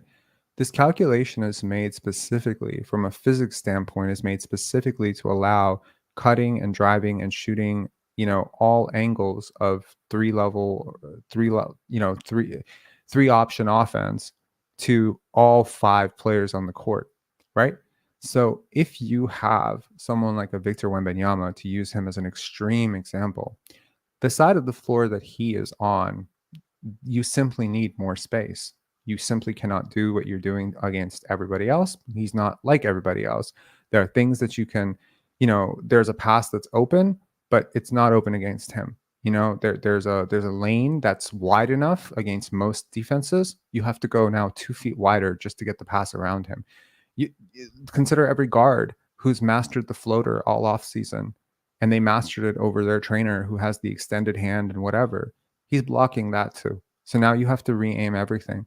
The calculation then has to be re-registered, and people become very uncomfortable when they have to play in a way that they just simply don't know how to play, because they can't practice this way. Nobody is practicing against 5 defenders as long as Scottie, OG, Pascal, Jakob. Nobody has this in their practice facility. So when you go up against it, every single thing that you think is open is suddenly closed. Every passing angle that you think is wide is not wide enough. So you start spreading yourself out, and you start extending your offense a little bit further back to allow yourself a little bit more space. And then you realize, well, not only are they big, they're actually quite quick as well. So you might think that you can attack Scottie Barnes with this much space, but actually now Pascal Siakam or OG Anunoby can rotate over, and they're closing gaps that frankly 2 people of their size should simply never be able to close. And OG and Dennis can do something very similar on the other end. So really, and if God forbid any of this ever breaks down, congratulations, you're facing a 7-footer in the paint. This is really like, I don't think it's getting enough buzz around the NBA at this point, but this really has the potential to be one of the greatest defensive teams of all time. Definitely. I'm not gassing. Like I actually adjusted my expectations after game 1, and I said this should be a top 5 defense in the league. And then the next day I heard Scottie say it too. And I actually, when I was talking to my friend, the Serbian coach that we talked to, and I said, he said top 5, top 5 defense. And I said, I'm actually being very conservative when I say top 5. I actually think this could be like one of the greatest defenses of all time, because they really do have the personnel, and there really aren't any weak spots in this defense. Everyone is long. Jalen McDaniels is not even close to figure it out what he's doing. The analytics say that 2 of your best defenders, 2 of your 5 best defenders haven't even played yet. And really one of them is Christian Koloko off your bench. And the other one was Otto Porter, who played tonight. Last year, I think Otto Porter was a 93rd or 92nd percentile defender. That is very elite among players who actually played minutes.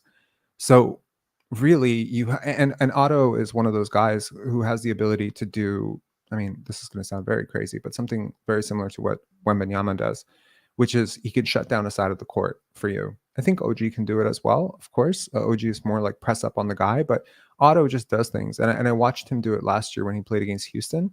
It was constant, actually. If you go back to anyone who's very, very curious and very nerdy about basketball like I am, you can definitely go back and pull up the game against Houston where Otto played and he hit the big 3 late when, he gets the 3 from Barnes or Banton, I can't remember. And that entire game, you could feel how uncomfortable Jalen Green was making passes on the side of the court that he was on. He was tipping things. He was getting steals. It was just incredible. I think Thaddeus Young played that game too. Scottie played that game too. OG played that game too. And it's just like, it didn't matter how much oil Fred was leaking as a point of attack defender. These guys were cleaning up everything. And it's just uncomfortable. It's so uncomfortable to play against a team this big. I don't know, like to anyone out there who maybe just has experience playing against one level of competition and then going up a level, it's insane because everything is just happening faster and quicker and bigger, and you don't know how to adjust. It's the same thing. The Raptors are basically like, the Raptors are to other teams what NBA teams are to college teams defensively. It's a little bit like when you go up against Michael Jordan and Scottie Pippen and Luke Longley, like you don't even know how to play these guys. Like everything is getting picked and stripped and blocked and everything's close, and your dribble that used to work and it's worked all off season and it worked against Reggie Miller. It doesn't work against Michael. It's getting picked. You're just uncomfortable.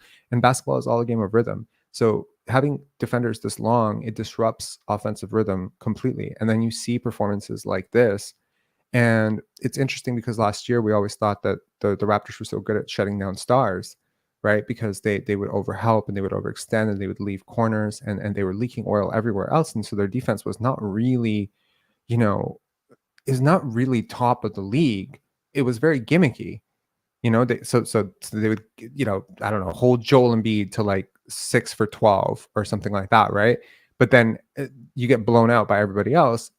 And that's where I was just like, could a better defensive coach than Nick Nurse, a more open-minded and smarter coach with some point of attack defense, if Fred VanVleet can get healthy, was what I was thinking last year, could somebody come in and really take this defense to a completely new level, because you do have the personnel to have an all-time defense. And, you just kept seeing Nurse pull out the same schemes, scheme, leave those corners open, have Tobias Harris go off for 35 points. But I think now you are seeing a completely open-minded approach. And I will remind people, Europeans, and this is not to defend my peoples, but we have this sort of like weird reputation as being very offensively focused. I don't know why it has always been this way. Soft, offensively focused, shooting. This is like what Europe is known for. Defense, grit, dunking. This is what North America is known for. And I remember he got grilled extensively early in the season, even when he was hired, actually, right when he was hired. Go back and listen to his pressers when he was hired. And everyone is worried that the defense is about to fall off a cliff. Everybody. And he just keeps hearing it and hearing it. And I think he had one more interview, and I think by the 4th time or 5th time he was addressed about this defense thing, he says, "I promise you our defense will be great." Like he was done with it, right? And it has been so incredible. I have just been blown away by the defense. And if anyone wants the cue, top 2 defense, top 2 offense, that's what you had when you won the championship.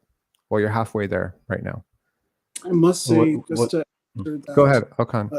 Yeah, just to not to rebuttal, like to add to that, is that I think one of the main reasons why now our length is so good as a defense is because we have a point of attack defender in Schroder, and Barnes has gotten way better at doing that as well, which I saw today. He was guarding Dame, he was all over the place. So it's like when you have that, I think it's not just about the effort, right? Of just moving your feet, getting in front of the player, disrupting their offensive flow or whatnot, and then just feeding them into the length. Feed them into the length. That's how I see it, and I think you're absolutely right on that. Yeah, no, absolutely. Look at this thing that just popped up on the net. It's kind of interesting. Yeah, look at this. I mean, it speaks to a lot of what we've been talking about on this show already.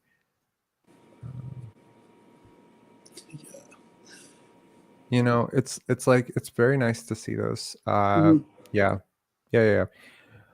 I hope it continues. I hope it continues, man. Like, this is the one, smudge mark in Masai Ujiri's draft record for the last 7 years. I think everyone's kind of washed their hands of it. And I said 7 years. Bruno was 2014. This is well past that. We have cleared the Bruno, 2 years away from being 2 years away. We are now almost a decade away from that. Let us forget it. Andre, can you move on with your life? Man, You're bringing up 2014 here, and don't you dare bring up who we drafted in the second round and who we drafted him over. Okay, don't you dare do it. Don't do it. The last thing I wanted to say before I go is that Otto Porter Jr. I'm floored by the way that he came in and like literally settled the team down defensively. Like, it's like everyone knew where to go because he just like anchored them in a sense. Like, that's how I saw it. Even though now I understand why he hasn't been playing, is that he's just not in physical shape just to kind of run around with them, right? It's really difficult for him. But like he was, I don't know, we've needed him. If he had just played 5 minutes in that Chicago game, yeah, fake Kevin Durant, stop it. God, yo. That's first of all, like, the real Kevin Durant actually does believe Scottie is awesome, but yeah, you're not Kevin. I think the real Giannis can write it right now. Maybe, yeah. Okan, any closing thoughts?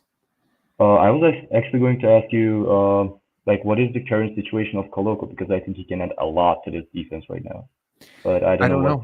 They've been very, very hush about everything. I haven't heard anything beyond, that he's still practicing. They are not doing contact practice, whatever. He's shooting around. Coaches are talking to him. I think, I hope he's okay. Obviously, one of my favorite I players, hope the and best for him. I really hope so too. And I agree with you. I think that he can be so good for this defense because he is so built for read and react situations, right? Um, Again, as a short roller, shooter, spacer, guy who can just pick and pop, finally a big who can pick and pop reliably and doesn't take, 4 seconds to process from his hand to his brain. I think he would be very, very impressive. And not to mention, oh my God, like his screen setting for Scottie he was Scottie's most frequent screen setter last year. He is effective. If he's bulked up a little bit, he's even more effective. I saw him working with his trainer this offseason in the post. So he was getting like a little bit bigger bag and just trying to become a little bit better with finishing around the rim, which was an issue last year. But I think part of that was Yeah. just because he was getting bumped off his spots. People really, once again, do not realize, they're talking, and they're like, oh, wow, we're talking about a 15th guy, 14th guy. You're not. I promise you, you're not. You're talking about really, really, really a franchise kind of, center. Not a franchise center like Dwight Howard, but like a franchise starting center, like a guy that you can start for 10 years and he will, absolutely anchor your defense. He was incredible as a rookie in spurts, and It's really nothing hard I've to find. it's Like, extremely hard to find. And like, to those of you who are maybe not as familiar with Koloko, I did I don't want to say a brilliant, but a really interesting 6-minute breakdown of him last year. And it was like when he made 10 or 11 incredibly fast, twitchy decisions against the Philadelphia 76ers, closing out, reacting, communicating. He was doing a little bit of what Scottie's doing right now, basically, which is he was making up for certain people not making good decisions. He made up for everybody's decision on one play. And I had just not seen a rookie do that in a very long time. Maybe since OG Anunoby, I had not seen a rookie do that. When OG was having to cover for leaking oil DeMar DeRozan and CJ Miles and shit. So I was just so impressed with him, and I really hope he's well, and I hope Otto stays healthy. But if he comes back and Otto's healthy and things are gelling here, and Grady can kind of find his groove a little bit more, Malachi can continue to build confidence in himself, as obviously Darko Rajakovic has put it in his head, like he's going to make a player out of this guy. We're not even talking about Precious Achua and Chris Boucher and their low basketball IQ, because they wouldn't be playing. So I mean, and then what a luxury that would be. What a luxury that would be to have those guys as not starters, because they've started a handful of games for you the last couple of years, but rather as end of bench rotation guys who can come in a spurt when you have a tough matchup, foul trouble, etc. And again, Koloko does for you a little bit of what Otto does for you, which is just raises your collective IQ on the basketball court, because the player he's playing ahead of is so definitively dumber than him. So it's just it's a +3, -3 swing, of and you might say, well, +3 is not that smart, but you're like, bro, the swing is 6, right? It's a big swing, right? So sometimes you can only be as good as the person you're replacing will, by comparison, it's almost like we're relatively good, So he's so much smarter than the players that we're playing right now. So I think he would help a lot. Anyways, thank you he's guys also so much. so agile and fast. Pardon? And he's also so agile and fast for his size. Like he got the physical tools, all of them. He does. 7'5" wingspan, really good lateral quickness. I will never forget the 3 that, Scottie fed him, and he was just so excited for him. It was like a game winner almost, like, that he hit. He's shown me a lot of really, really brilliant flashes of potential. And I think there's a reason why Raptor fans have been asking about him every single game, because we've seen it. We've seen him block 4 or 5 shots that he shouldn't have blocked or something like that. He started on opening night for us last year. I believe he was our starting center on opening night, or maybe he was starting after 2-3 games after Ken Burch played himself out of the rotation or something. So I think he's just really good. I have what do you guys think is going to happen tomorrow? I'll leave you with that. What do you think is going to happen tomorrow against Philly? And if you have any thoughts about the trade of the Sixers, trading James Harden and PJ Tucker. Well, I mean, it is so early to predict right now because we have been so inconsistent. So I cannot predict how we will perform tomorrow, but it will be kind of like a revenge game. So I predict a good mindset from Scottie, being too serious, too hyped about the win. We'll I see. don't, I I will think it will never. be a I don't think close he can. game. I don't think he'll ever do that. He's not someone who gets high and low about things. Yeah, true. But like when he gets more serious, I think he's more dangerous. I think he will be very serious. He hates. I mean, I don't want to say he hates the Sixers, but he has a long history with the Sixers True. already. And Yeah, I yeah. remember he got also injured in the series because of like Oh yeah, step and I on the mean, ankle like by Embiid. there's and there's that whole thing that Patrick Beverly allegedly just Oh leaked yeah, out yeah, a yeah. couple of days ago, where he said that Scottie called him a bitch ass word, Yeah. and he confronted him on it, and then he said my bad, Pat, something like that. And I mean, I'm not saying Pat Bev is lying on Scottie Barnes, but he better hope he's not lying about Scottie Barnes. And like all this barking, someone said this confidence, like Pat Beverly's confidence. Bro, I promise you, as someone who has been on both sides of the confidence equation, confidence doesn't bark that loud. It just doesn't. It doesn't. It doesn't feel the need to do that. This is a lack of confidence. Real G's move Yeah. in silence, they say. So I hope we smack them. Like, there's no team in the league Oh, that I want to beat more than the Sixers. It's so many things. It's Pat. It's Joel. It's Nurse. It's the whole fucking team. it's Can't just stand them. Maxi that scares me. And now that just contain. I mean, shit. He goes You know off what? every time against us. No, that's not true. People always remember that big explosion in the playoffs, and they always say it was Maxi, it was Maxi, it was Maxi. I promise you, go back and break down the tape. Leo and I did it. It was Harden. It was Harden creating every advantage, Harden creating every collapse, and it was Maxi reacting. Maxi's a much better player. He showed me a lot in the first game that we saw. I was like, oh, I didn't know he could pass like that. And I think he's been a little bit better defensively, but he's no like defensive guru. Okay, like he's still got issues defensively. They've got issues across the board. I don't really, I wonder how the locker room is doing now that James Harden drama has kind of left them. Will they be more connected? But we will have OG Anunoby tomorrow night. Touch wood. We will have him. We will. Oh yeah. We will go in with confidence. We will go in with blood on our minds. And look, man, we're going in on the road. It's gonna be a hostile crowd. Philly crowds are awesome. Watched the game back in 99 or 2000. If the fans are still the same as they were back then, like excellent crowd, passionate. They'll boo their own players if they're not playing with effort. It's awesome. I love it.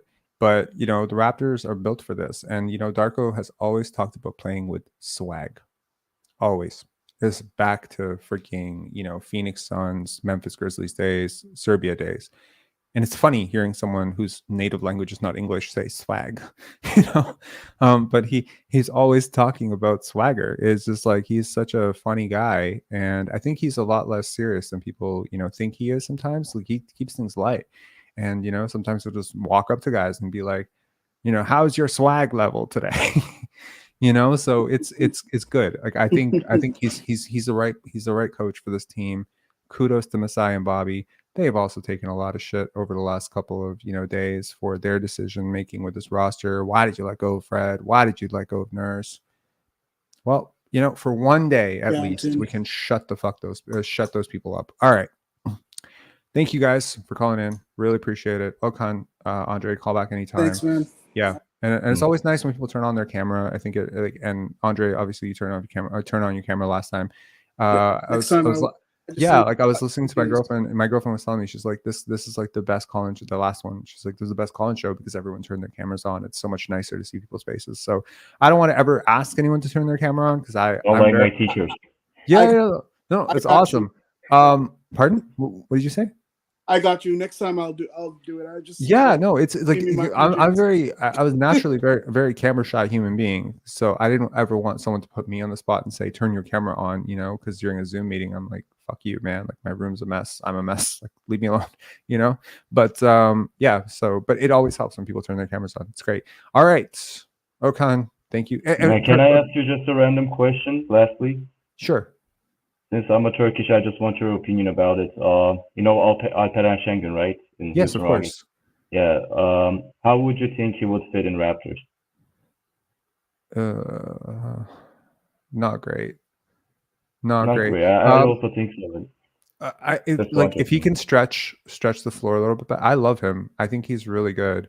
And I know that I'm Serbian, And I grew up around a lot of people who have this like very weird attitude towards Turkish people, but I never did. And actually, my last girlfriend was Turkish, and I adored her, and we were very, very much, like I've just, yeah, I like Alperen Şengün a lot, like a lot. And I think he's a really smart player. I think he's the best player on the Houston Rockets, in my opinion. I think he's the only player on that team that I think is like legit NBA talent right now, other than maybe Jabari Smith. And I think that's more long-term potential. So I like the connection between those two guys. I wonder if, maybe because it's a North American market, they feel the need to make Jalen Green, more of a center point of their offense and whatever. But, I appreciate what I appreciate about Alperen Şengün. He's not afraid. He's not afraid to demand the ball. Yeah, I wonder about his defense. That's why I say I don't think he'd be the greatest fit for the Raptors, but certainly, because he would be the backline of the defense here. But offensively, he would be great. Actually, I have the same opinion of Nurkic. I can't stand watching Nurkic on defense, but I have a great opinion of him on offense. So, yeah. Anyways, thank you so much. And am I saying your name correctly? Am I saying your name correctly? It's Okan.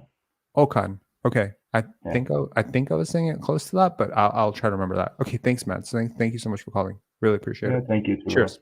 Bye. Okay, Lane, last caller. What's up? Yo, what's going on, man? Please tell me you watched the game today. No. Oh, I did. I loved every second of it. Oh, thank God. Okay, because last time you called me, last time you called and you said you didn't watch the game. So this time you watched the game. Okay, love it. Yeah. I just don't watch on Saturdays. Got to watch the world famous Ohio State Buckeyes. Okay. What do you think? So I have a friend who's a Bucks fan, and going into it, he was really low.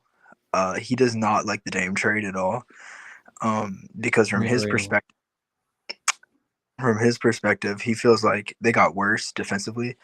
All the offensive firepower, in his opinion, was Giannis, and Drew Holiday provided the spark. And he feels as there's only one ball on the court at the time. And so, like you saw tonight, where I feel like Giannis only got going when Dame wasn't on the court, and Dame didn't get going at all. And that was kind of his concern. And he's like, it's games like this last year that we would have probably won no problem, because we had Drew. Obviously, Middleton didn't play a lot tonight, but they had Drew, and Drew was just an absolute fucking problem. And then this year you turn around and you have Dame, and you're relying on a big game from Dame and Giannis almost every single night. And then when it doesn't happen, you have nights like this.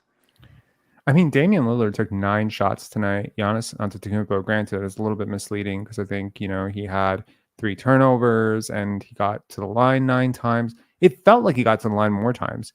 But I mean, you held the Bucks duo, this dynamic duo of 2 all-NBA type talents, superstars, all offseason I'm hearing, oh my God, we got to trade Scottie for Dame. We're so stupid. We're not trading Scottie for Dame. Now, granted, I would have shipped Siakam out in a second for Dame, and I still would have, but I mean, watching this tonight was very impressive. You have 2 guys who are so capable, and I kept waiting for them to, sort of turn it on. It just never happened. They held them to 31 points combined on 20 shots. Yep.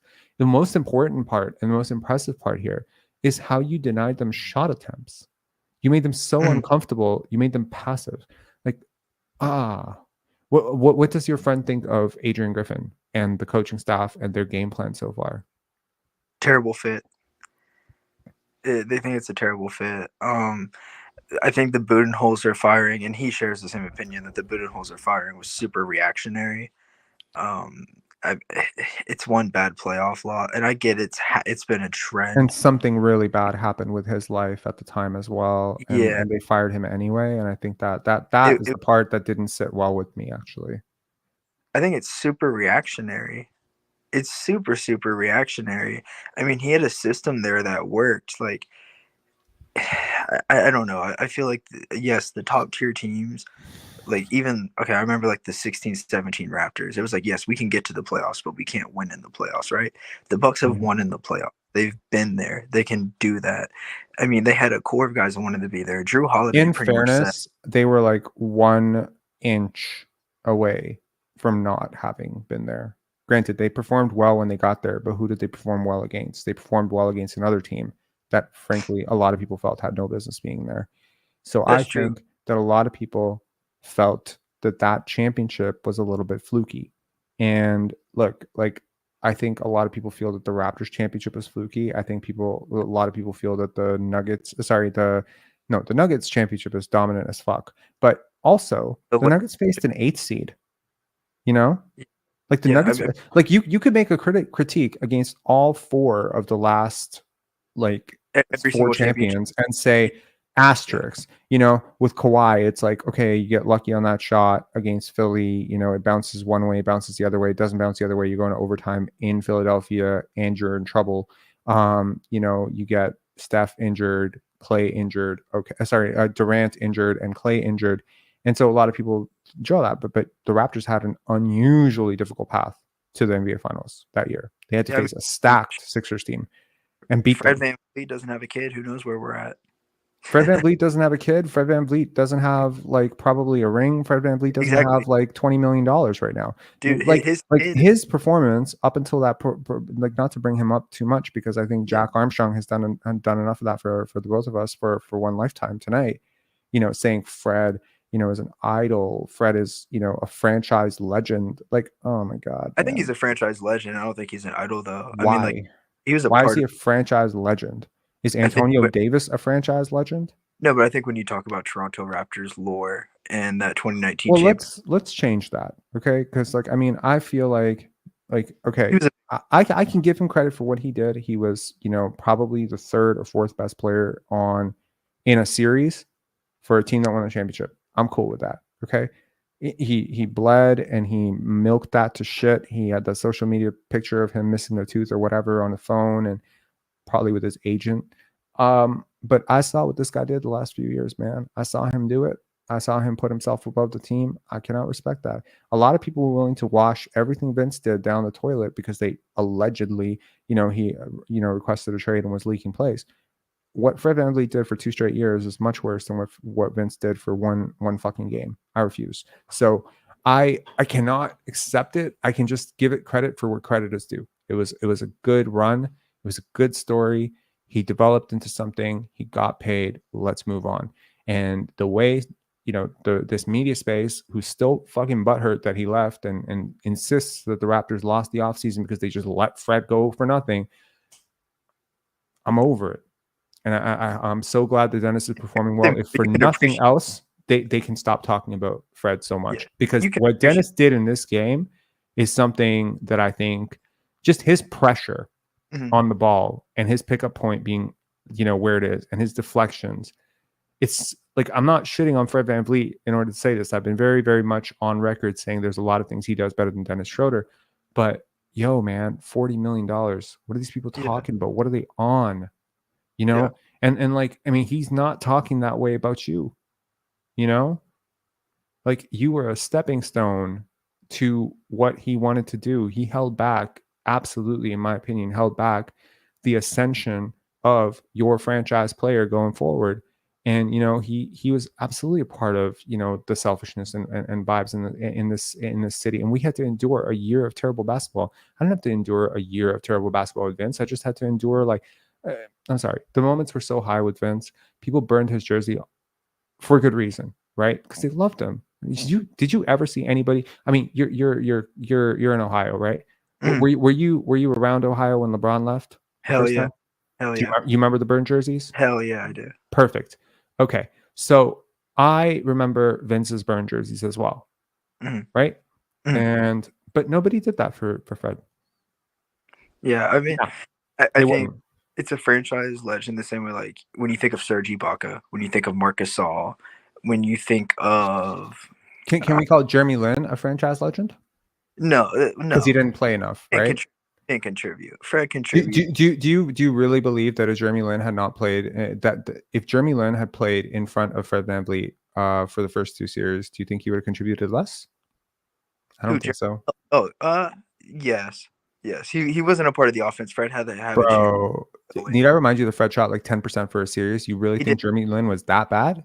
He did, but everyone has a bad series. I mean, it's 5 games. Bro, it was not 5 series. He shot 10% for a 7-game series. Do I need to flash for bro? I feel like this Raptors media place, they like to gaslight people into like believing shit, and I know that it's good for business, but I refuse. Right, So I am going to flash Fred VanVleet's entire 2019 run into context, and I don't even care.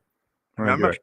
Steph Curry. I'm just saying that he was an intricate part of the last 2 rounds in the conference finals and the NBA finals. Like, there's a lot of those shots where if they don't go in, we don't keep momentum, and Lord knows what happens with Steph Curry, or Lord knows what happens with Giannis, and Middleton was on fire that series. And Sure. I mean, he hit timely shots. I mean, granted, he averaged 14, 15 points a game both those series, but I mean, like, a 6-man is a big deal for an NBA championship team. Like, I think Dennis Schroder was the 6-man for the Lakers 2020 championship. That's a big Fair. deal. You look And at they let Otto, him and they let him walk. and they let, And can I ask you a question? Have yeah, you met a Laker fan in your life that yeah, considers Dennis Schroder a Lakers legend? yes, I Okay. have. I actually have. I one of my best friends is a Lakers fan because he's a huge LeBron's fan. And Okay. when Dennis signed with the Raptors, he was like, "You're so fucking lucky. You are Great. so lucky." But has he ever called him a Laker legend? And if your friend has ever called Dennis Yeah, Schroder a Laker legend, then I question your friend's I think it's understanding of basketball, I think because it's that's more. crazy. He was a 6-man on a championship team. I think there's a difference between being legendary and being a legend, right? Like, Kobe Bryant is legendary, Shaquille O'Neal is legendary, LeBron James is legendary, Dennis Schroeder's a legend. Like, there's a difference. Like, DeMar DeRozan is a Raptors legend, right? Kyle Lowry is Raptors legend. I don't think If the next thought, if your next words are DeMar, Kyle, Fred, I'm gonna no, it's snap. not. I was Because those gonna, guys built this shit and he fucking tore it down. Okay, to anyone out there who's feeling particularly nostalgic, refer your eyes to the screen. This is Fred VanVleet in the every single playoffs round he's ever done. Okay, so Orlando 4-1. Fred VanVleet played 115 minutes, shot 38% from field. Against Philly, the series that had to go to 7 games, particularly because bench scoring was such an atrocious thing, he shot 7% from 3, 12.5% from the field, and 63% from the line, bro. In the next 2 rounds, where he's being gassed up as the greatest thing on earth, yes, he shot 46% and 44%. In both cases, he shot below league average. So even his best parts were below league average. Does he deserve a lot of credit for the defense he played on Steph Curry? Yes.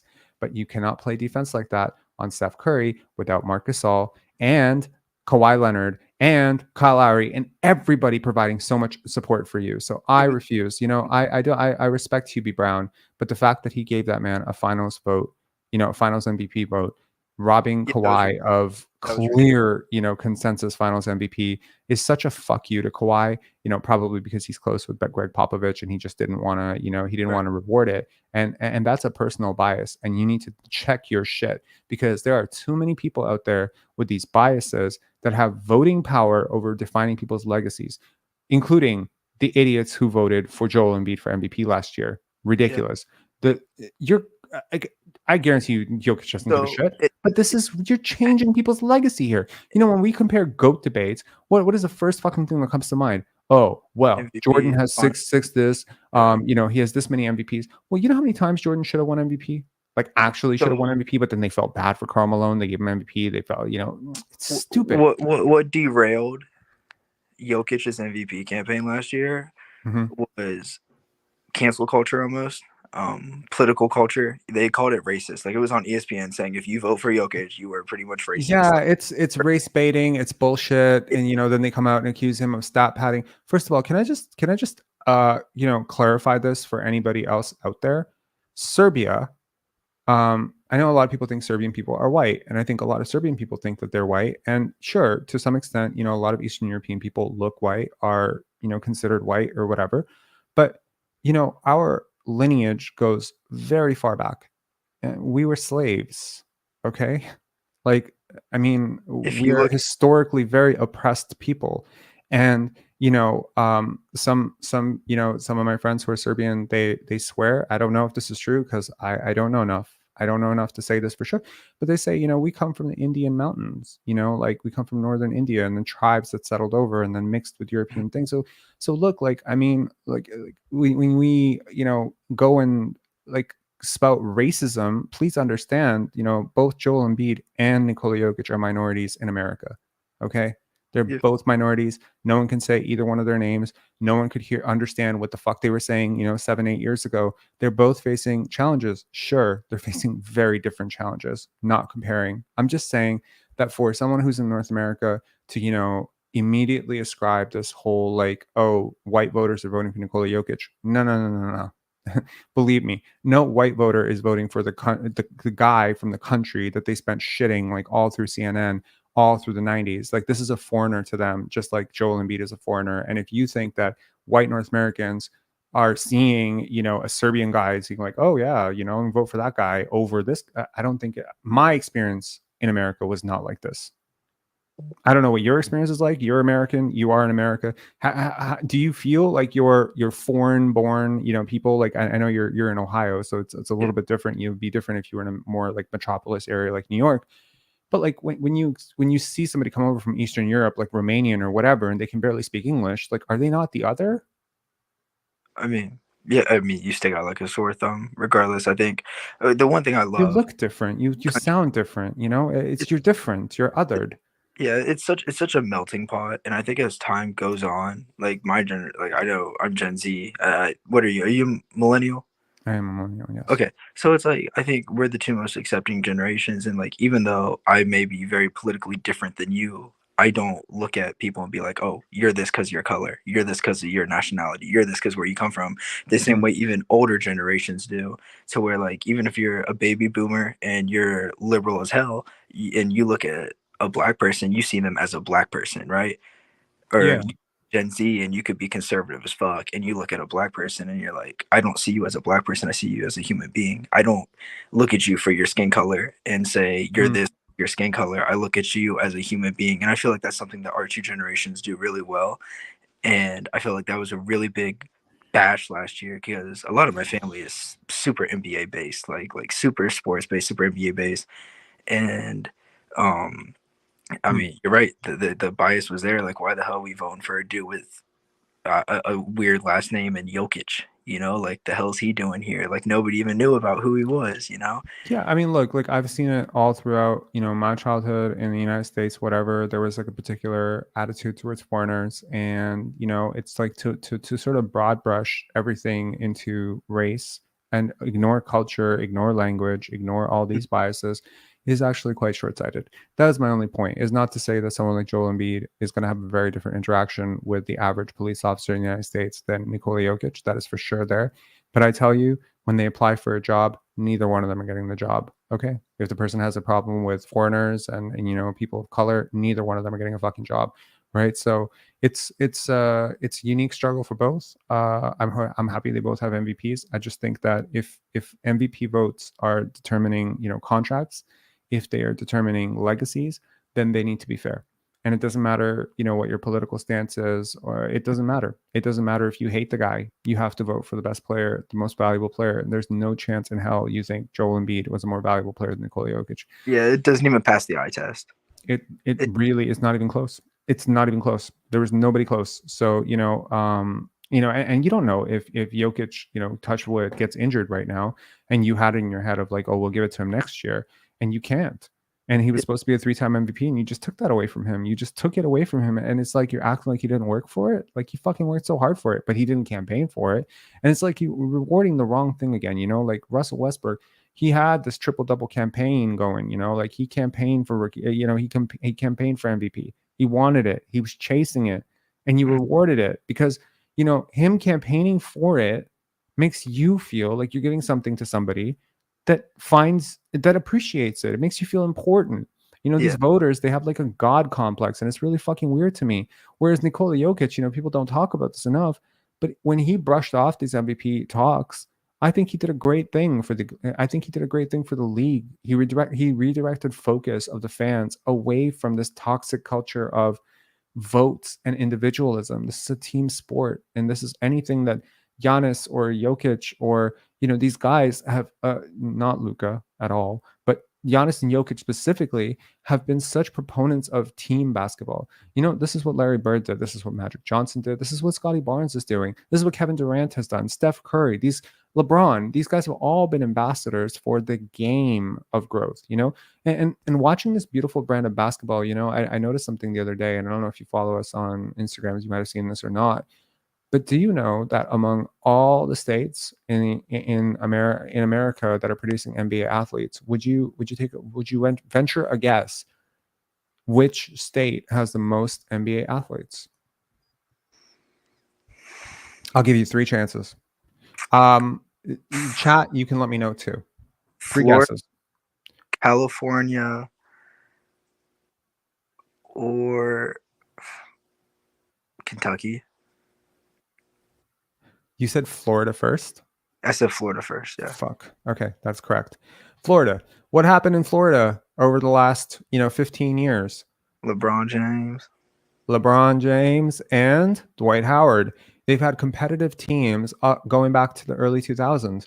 They had a team that went to the finals with Dwight and Hedo Turkoglu and Rashard Lewis that had a very interesting style of basketball that they played. Then they had, they had the Heatles. Right?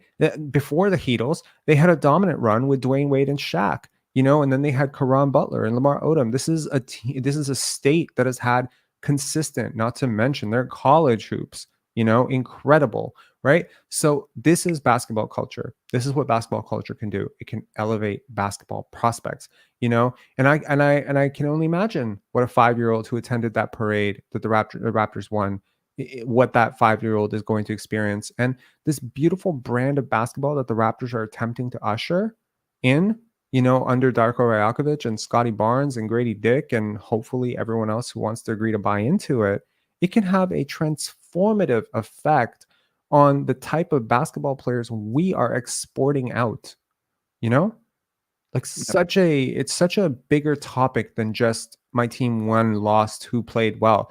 It's really, you are completely altering the basketball consumption of the individual. And this has a sticking power, huge sticking power, because I don't think Boston tolerates crappy teams. No. Chicago also doesn't tolerate crappy teams. They started boycotting. Chicago started boycotting until their last, I believe, general manager was fired. They just stopped going to the games. You meant recently. I thought you meant recently. My bad. No. That would be funny. Because they could, and it would make sense. But no, like when they were super bad after the Jordan era, whatever. Like I think they extended it out, and then they had the Rose, Noah, Dang, that bit with with Ben Gordon, and then after that fell apart. They were kind of just really, really bad for a bit. Fans boycotted the games. They stopped going. Why? Because they've been around championships. They're old enough to remember what it felt like to have real contenders, what it means to have an MVP, what it means to have that.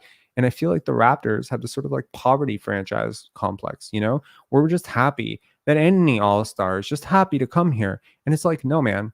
And this is where I think Masai Ujiri has separated himself above the rest as a human being, at least. His constant preaching of believing in yourself, constant preaching of championships. I don't think it's an accident that Toronto won its first championship under Masai, because he's the first person who's ever come here who believed we could. And it's like, because he believed you could, and he believed it so hard, it's like we started to believe we could. And belief systems change reality so much. So him saying it, us showing it, it's now ingrained. Any team that the Knicks still believe they can win a championship in New York. Why? When's the last time they had a championship contender? God, 90s. Yeah, early really. 90s was the last time they had you can make the argument that the 8th seed that went to the finals in the late 90s was also a contender, but they have never been back since. Why do they believe they can win a championship? Because they believe they've won one before. That's exactly it. So this is the point, that your franchise legends, your Walt Frazers, your Patrick Ewings, whatever, this becomes folklore. This becomes something that grandfather passes down to father, passes down to son, to grandson, and it just goes on and on. Like living in Boston, I lived in Boston for a very short period of time. My God, the stories you would hear about Parrish and Bird, You know, the stories you would hear about these guys, you know, like, and it's just, it becomes ingrained. And then you watch the tape of how those guys played and it becomes a little bit like, oh, I want to do that. I want to play like that. I want to play with pace. Larry Bird's unselfish. I want to play like that. And it starts to really bleed into the types of players. I don't think it's a coincidence that LeBron James was in Miami, just a stone's throw away from where Scottie was growing up, right? And Scottie went to those games. I don't think that's a coincidence. I don't think it's a coincidence at all. How old was Scottie Barnes when LeBron James went to Miami? He was 10 years old. He was 9 years old, 10 years old. These are formative years for a basketball player to get some identity. And it's possible. I'm not saying it is exactly what happened. Obviously, I know that he studied Magic Tape, that he was a huge Kobe fan, huge Laker fan, all that stuff. But it must help that when you turn on your television, you see a 6'8" guy dribbling down the court, bodying guys, and flash that moment then and this moment now. And, you know, you get a fucking moment like this, you know, and it's just so incredible, right? It's so incredible because it's the same thing. I'm not saying he's LeBron, but like Bron did this. He bullied guys. He put a shoulder down.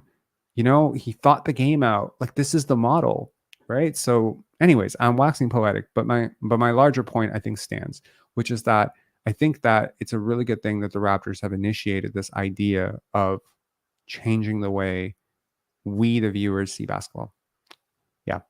Anyways, any final thoughts? Yeah. Dennis Schroder is super impressive so far. I wasn't a fan of the first 2-3 games. I think he's been better the last 2 games. That's just my read. I think he's too ball dominant. I think he needs to move off the ball. But tonight, if he's going to be ball dominant, this is the version of it I want to see, because it was very good tonight. I mean, his assist to turnover ratio has just been next to none. And what's one thing you can do as a team? I mean, not saying we don't have a lot of talent, but that doesn't have that guy yet, right? We don't have a top 10 player in the league leading the way.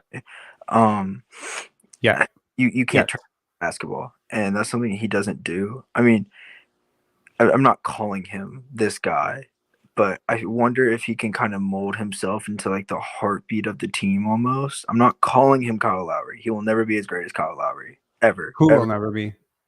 Dennis Schroder. He will never be as great as Kyle Lowry. Oh my God. Sorry. I spaced for a second and I was just like, is he talking about Scottie? I'm going to like snap. No. Okay. He'll never be as great. I think you might be massively overstating his basketball IQ. But I see what you're saying in a way too. It's a very different package. It's a very different player. Extremely different. I think he can mold himself. I just remember though, Kyle always weathered the storms. If Dennis can be that guy that weathers the storms and keeps the troops together, like keeps everyone motivated, he seems like such a high energy guy. I think people are together, man. I think people are together. I don't think anyone's quitting on anybody. You know, I don't think there's a lot of finger pointing going on. Even when things are going really, really bad, even when passes are going out, you see the communication between most guys is actually very positive. You know, I spent a lot of time last year reading the body language of this team and telling everyone that it was absolutely abysmal. This year has been great, even when things are not going well. Other than Gary's body language has been concerning. Yeah, but when you watch the Bucks tonight, it's just like, okay, like this is what bad body language looks like. I'm not complaining about one guy, but yeah, Gary needs to get his shit together. Again, started out the season saying he should probably be starting, but you know, the lineup looks okay now. I think it's working. We'll see if it works in the playoffs. We'll see if it works if we get to the playoffs. Yeah. Not counting my chickens before they hatch. And certainly we'll see if it continues to go. But I think, you know, now that you've seen it work, I think hopefully it builds some confidence and it just gets better and better. Anyways, thanks a lot for calling in, Lane. Appreciate it, man. Yes, sir. Talk to you later. Okay, keep saying final caller, and then it's not a final caller, and now we got Vince, but it's not really Vince. It's not Vince because I see the name down here and it says Giannis's daddy. Giannis' daddy, buddy. You're Giannis's daddy. Giannis's daddy. How you doing, man? I feel like you're priming us up for a 55-point Giannis game, but I don't think Giannis scored 55 points against this team. How you doing? I'm good, man. Are you buying into this? Buying into what? Are you buying into the new look Raptors? It was a flip of a switch, night and day. This Do you is think my this is the this is team? my this is my post from yesterday at 2 p.m. Stick with these guys. Stick with these two guys. I know it doesn't look like it right now, but they have the right idea. I don't agree with everything. They're not perfect, but I promise they have the right idea. And that's just it. That's it. They have the right idea. It's the right concept. It's the right direction. Yes, I 100% buy it. Will they ever look like this again? I hope so. I pray so. I hope we have 10, 15 games like this year. I don't know. There's a lot of complicating factors that, it's difficult to gauge any one basketball game in isolation, especially when it's followed up by 4 not so great basketball games that you've played already. I think what's difficult for me is to know, are the Bucks just this bad or were we this good? And it's like, to me, it's like, what are the hallmarks of winning a game that you weren't supposed to win? Extremely hot shooting. Well, that didn't happen here. I think our hot shooters didn't really shoot that well. Extremely lenient whistle. That didn't happen here. The refs were completely rigged for the Bucks. So I think, the only difference here is you would have beat them by 50 if all those factors were working against you. Grady hits, Gary hits, whatever. But instead you beat them by only 20. Really should have beat them by 50. I'm going to stamp on that. I'm going to keep stamping my ground on that. They should have beat them by 50. And I would have loved it. I would have loved every second of it. I have no sportsmanship, by the way. None. No. None. I would love to beat a team 82 to like 2. Like that would be great. Sure, I actually would just be I would probably smash the fucking chalkboard after the game and just say, why the fuck did we let them score 2 points? Because it would have been so much better to beat them 82-0. I No hope that's mercy. what's in store for Philly tomorrow. God, Bro, I hope they beat Philly by 100. Yeah. I know it's not possible in the modern NBA for any team to beat another team by 100 because teams are too good or whatever. I hope we do it. I hope we really do something like crazy this year. Like, I believe if this team really, really dials in on one of the worst teams, like if they just want to make a point, like, I don't know, maybe just to flex a little bit. Like, look, Darko talks about, like I love this guy for a lot of reasons. But one of the things that I really love about him is his vernacular and his speech patterns and things that he says sometimes are like so interestingly translatable and translated. So like we gotta, he's like, we gotta fucking step on their throat, like I'm like, bro, like I've seen a lot of practices. I've heard a lot of practices. I don't think I've ever heard a Raptors coach say we gotta stomp on their fucking throats, Yeah. I think that was the quote from him. So, there's a real aggression with him. It's not just the caffeine. It's not just the espresso shots. Like there's a real like, oh, we got to dominate, man. This is not enough. We got to beat people up, and that's very inspiring. So yeah, I hope that one day, they're facing off against a team that's missing a star or something maybe, and they just decide we're gonna turn the water off, and this team could do it. They could hold the team to 20 points and a half. That's crazy to say. It's crazy to hold someone to 20 points in a quarter. It's crazy that this was the same team that we saw against Portland. It's absolutely just such a fucking night and day difference. Like that was a hell of a film session after that game. One hell of a film session because whatever it is that they were deficient at against Portland, they completely corrected. And yeah, I mean, I think you hinted on it earlier. The Bucks did not look like just nobody was running tonight. Nobody. I agree. It just looked like they were walking in quicksand. Yeah. Just sleepwalking through this game. So I don't know if there's a lot of worry by Milwaukee Bucks fans. I mean, or if this is just like general malaise. You hit a little bit of a lull. Like we obviously hit a little bit of a lull in our fourth game. So look, bad nights happen. Like tough nights happen, and this could have been like one of those combination of things, right? So on the one hand, they play really poorly and you play really well, and then the refs split the difference. But okay, so I ask you, do you think if they play well, we still win? With the way that we were executing, with the way Scottie was going, with the way the defense was rotating, with the way Dame struggled defensively. I mean, I know that he's talked at length about, okay, well, now I'm not going to be carrying an offense, so, I can be a competent defender. I remember at Weber State, he was never a good defender. He's never been a good defender. This is a commitment thing. He's never really, really shown me defensive ability. And, it's funny. He's always wanted to kind of go off and be in a bigger market. It's kind of sad that now he's in Milwaukee, which is not Yeah, really a sure. big market either. Right. So he has really, really, not gotten what he wanted. But one of the things, everything gets magnified now.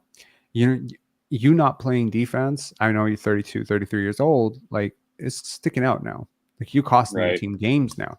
And it really didn't stick out in Portland. Small pond, right? There's no offense to Portland. Love the city, but like it's small pond. That's a poverty franchise. No offense, right? Sure. I mean, they have a championship too, but like it's been a while. And they're just happy somebody wants to be there. That kind of thing, Right. So I don't know. It's weird, but it's going to get magnified a lot because the people are really, really honing in on this team and rating them. They're a contender. When's the last time Damian Lillard was on a team expected to win a championship? Oh, dude, never. Every single pundit out there is saying, okay, it's Boston and Milwaukee in the East. That's it. And I thought it was too. I thought once Dame went to Milwaukee, they were going to be fucking legit. Mm-hmm. They got good shooters around them. Like I think Middleton's decline has been a big ass deal for them. Yeah, and nobody's really, I don't know, noticing him. It's huge. It's been huge. Yeah. Do you think any part of Dame, or do you think any part of the Raptors were just like, oh, okay, Dame, you want to nix you want to nix a trade here? Fuck you, and just like laid the smackdown on him? Like, I didn't even think of that. I honestly did not even think of that, but it is interesting, obviously, to be facing off against a guy that was rumored to be, coming your way. Interesting. Who said, I did do like not that. want to go there. That too. There is a bit of pride. Yeah. Fuck. Any observations from the game tonight? Anyone stick out to you? Like, what do you think of Otto's return? I just downloaded the post game stuff. So after we talk with you, we will go to Scottie, Pascal, etc., and see what they say. But yeah, I've been clamoring for Otto since day one. I don't really I guess he's been in. I don't know if it's just injury recovery or that's the reason he hasn't. He hasn't been in the games. Mm-hmm. But yeah, like he looked great. He was hitting threes right off the bat. He was making smart person plays. So he was being the anti-Boucher, anti-Precious. He was just making the simple right reads every single time. Nothing too crazy, nothing too flashy. He didn't put up big stats or anything like that. It was just like if he's in the middle of the court, he surveyed and he passed it to the most open guy. Like real simple stuff. 16 minutes plus 11, which leads the bench. No surprises there. 6 points, 3 rebounds, 1 assist, 1 block, 3 fouls, all of which were really controlled. Honestly, 2 for 4, 2 for 4 from 3. Just really, he's always just so low usage. His analytics profile last year is just insane. Like seriously. Jack mentioned it. And Jack mentioned it during the broadcast, but it's something that I've heard you say, and it's sentiment that I've agreed with, is that I feel like last year, if we have Otto, we're not a 41 win team. We're like a 47 win team, or something 100%. Like that. But believe it or not, that's exactly the number I use when I describe his impact. If he plays healthy for you, he's worth 6 wins. Now people say, how could he possibly be worth 6 wins if he's not a starter? It doesn't matter, bro. If he was playing, look, like when he came back from injury last year, right? He was basically utilized to replace Siakam to some extent, right? He was playing more and more, and they're ramping up his minutes, and then boom, he gets injured, and then he's out for the whole year. But there was a plan that he was going to be your closing lineup guy, right? Yep. Instead of Koloko, he was going to be the 5 or whatever, and that's something that they had prioritized, that he would really space the offense out. Not only that, but also shore up the defense. And it's sad that it didn't work out last year, but whatever, like he's a great player, super great player, man. He's a good player. So happy to have him, and touch wood, everything's good, and he stays healthy, and he plays over 70 games this year. I will be so happy for him. And again, I have taken a lot of issue with the Toronto media. A lot of their takes have been terrible, and it bothered me when they talked about Scottie last year and the year before. But nothing has bothered me more than how they talk about Otto. Nothing. Oh yeah. No, they're so stupid. Will Lou specifically, he's like every time he talks about Otto, it's just like they clown him for being injured. It's just They like, clown dude, him for he's existing. fucking injured. What They did clown you him want for him to do? existing. They say like, oh, and I guess Otto didn't work out. Haha, is that guy still in the NBA? Shit like that. It's just like, you motherfucker. Stupid. Now I know Otto doesn't have social and he doesn't care about this stuff, and he has his family and his wife is great and everything, so they don't care. But like, still, to constantly clown a guy because he never says anything. He's such a and what bothers me the most is just because I know like a lot about like who he's been behind the scenes and just how good he's been. So professional, coming in, doing his stretching, doing his workouts, being a mentor to the young guys. And there's no mention of it. There's no mention of it on the broadcast, probably because they don't want you to remember that he's injured. There's really no one really talks about him. No one asks questions about him. But then suddenly he's the butt of the joke. He's always like the butt of the joke. And it's like, bro, are you talking about this guy like he's Ken Birch right now? Because you better not be, right? Because this is like fucking respect. Like I understand everyone deserves respect. Every human being deserves some level of respect. But really, like, you really are talking about one of the top 100 players in the best league in the world. And just because he's going through a bad stretch, you're trolling him and making fun of his name. Like, honestly, they made fun. You know what? Will and Alex, whatever, they made fun of Scottie's name before he was drafted too. These guys are they're clueless. Anyways, moving on. I've completely abandoned listening to any of their content whatsoever. It's painful to listen even to. Blake Murphy Tuesday. I think they're trying. Like I have better opinions of Blake than I do Will. Anyways, I just hope that Blake, I want them to keep it. I just want them to acknowledge what they've done. I just want them to apologize. That's it. I want them to say, hey, we've been really unfair to Otto. Sorry, go on.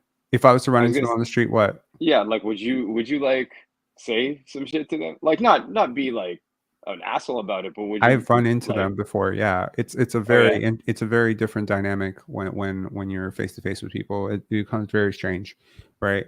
Like, because suddenly people are just like very pleasant, and you're kind of like thrown off about it because you're like, I've seen the text chains, bro. Like, I know you don't like me very much. I've seen your passive aggressive snippy comments. I know you don't like me, but like, why are we acting like, oh great, great, you're a content creator, that's really nice. I don't know. I don't fucking care. I've never actually met Will Liu specifically in person. I've never met him specifically, so I will say that.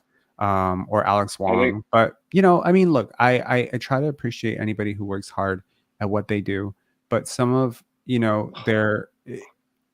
hard to listen to, some of the stuff that they say because it's so, I think intellectually it bothers me because it is technically accredited. They're accredited, and maybe the part of me that's bothered by it is because I know so many people who do this that aren't accredited, myself included. Right. Am I jealous? I don't think I'm jealous. I'm more like my bigger beef with this is just the impact that it has on fan psychology when you consistently troll Otto, and then I go to Reddit and I see Otto being trolled in the comments. I'm like, I know exactly why they're doing that, because that's what's happening, this stuff that we're doing here, I mean, it may seem very insignificant talking about sports or whatever, but this is really, we are setting the marching orders for how some of these athletes are going to be talked about and treated tomorrow at the cooler. So if I start saying, that, Malachi Flynn's a bum, which I definitely did, suddenly that comment is on Reddit now and on Twitter. And that's an uphill battle for Malachi. And I need to be better about that. I need to be able to make my point about Jeff without doing this thing to Malachi. But I've never made fun of Malachi for his fucking name or being injured. I feel like that's a totally different equation. Like, if someone is really clueless on the basketball court, like, I think fair game. If they're playing really, really poorly, you got to say like, yo, bro, like, you got to make better decisions on the basketball court. But like, make fun of someone for their name or being injured, which is not two things that they can control, is different to me. Yeah. There's a different element to that. Like, it would be like making fun of somebody for their ethnicity or where they come from or how they speak. This is very wrong. I think in general, I think a good rule in general is if you're in any sort of media space, whether it's like new media that you fit into, or you're like accredited media, Sportsnet, TSN, these things, it's just like if you're gonna talk about somebody, talk about their game. Don't talk about them as human beings, or don't talk about them personally, right? Like the famous or infamous speech from Stephen A. about Kwame Brown, and this guy's a scrub and whatever. Like there's a little. It's not even that he's calling him a scrub. You can call him a scrub all you want, and maybe his numbers say that he's a pretty, he's not a very good basketball player. But the Kwame was the issue. Yeah, exactly, Kwame Brown. You're making fun of a guy's name. Like that's totally. His family named him that. And Kwame Brown is like, like if you've watched any of his stuff, very proud guy, very good guy. Has a lot of really interesting and positive beliefs about the world, and really a tough guy who probably has put in more work over the last 15 years and sucked a few less than Stephen A. Smith. Right. So I'm just saying, like, he's a shining example of low hanging fruit. Right. Yeah. I don't like people who pick on the low hanging fruit. Bro, I went after the stars. Okay. Yeah, sure. Go after the fucking stars. Because that's not low hanging fruit. Those are the multimillionaire athletes that are being celebrated. And if they're being incorrectly celebrated, crucify those guys when they're having good games. Try to, not punch down. But constantly taking digs at like the end of the bench guys, rookies, young players, guys who are on the injury list, just because you need to satisfy your quota of people you need to talk shit about is kind of weird to me. Because those are the guys who have disproportionately less impact on the offense and defense. So, True. Yeah. Anyways. Any final thoughts? Yeah, no. I mean, it was refreshing. Tonight was a refreshing. Proudest day as a Raptor fan in like 25 months, man. Oh my that's God. including That's that's including a playoff series against Philly. I mean, just the confidence that they showed stroking the threes, like that was nice. Like, I don't think we're going to get that kind of 3-point performance from the trio of Pascal, Scottie, and Dennis again. They all fucking lit it up from three. I guess it was kind of balanced out. These were wide open threes, man. Siakam was open. Scottie was open. And I mean, like 100%. But when Siakam has been wide open in the past, I've had zero confidence that any of those shots were going in. He's shooting amazing this year. No. No. He's not shooting amazing from the corners. Actually, I think he's 0 from the corners. I think he hit his first one today. His shot chart this year, I can't remember the last game. But when I looked at his numbers, he was shooting above 50% from the break this year, man. And by the way, this is a challenge that Darko extended to him and extended to OG and Scottie. All three of them are told, hey, we need you sometimes to be a trailer on the play, and we need you to be a guy who can, because again, your best players should be in the center of the court. Right? They should be decision makers in your offense. And so if you're going to be the center of the court, where does the offense really start from? It starts from above the break. So if anything ever happens, like what the Indiana Pacers did to Scottie last year, where they back off, good luck with that strategy this year, man. He's just fucking launching it clean, and he's going to take it all night. And, Siakam's got to do the same thing. OG's got to do the same thing. And then, in the playoffs, suddenly you got to guard these guys. And suddenly all those picks are more effective, because if you're not up on the guy, there's no sense in setting a pick. You basically daring a guy to shoot is like great defense if the guy's a terrible shooter, who's very indecisive about what he wants to do. Right. So they're not really able to take away enough from these guys now. Yeah. No, for sure. Yeah. Yeah. No, it was a great game. Good to see. And hopefully this rolls into Philly tomorrow. I can't believe that they've got their first 2 games against Philly were both second nights of back-to-backs. That's such bullshit. I don't understand. The schedule gods are trying to prop up their fake MVP from last year. No, seriously. Seriously. That's 100%.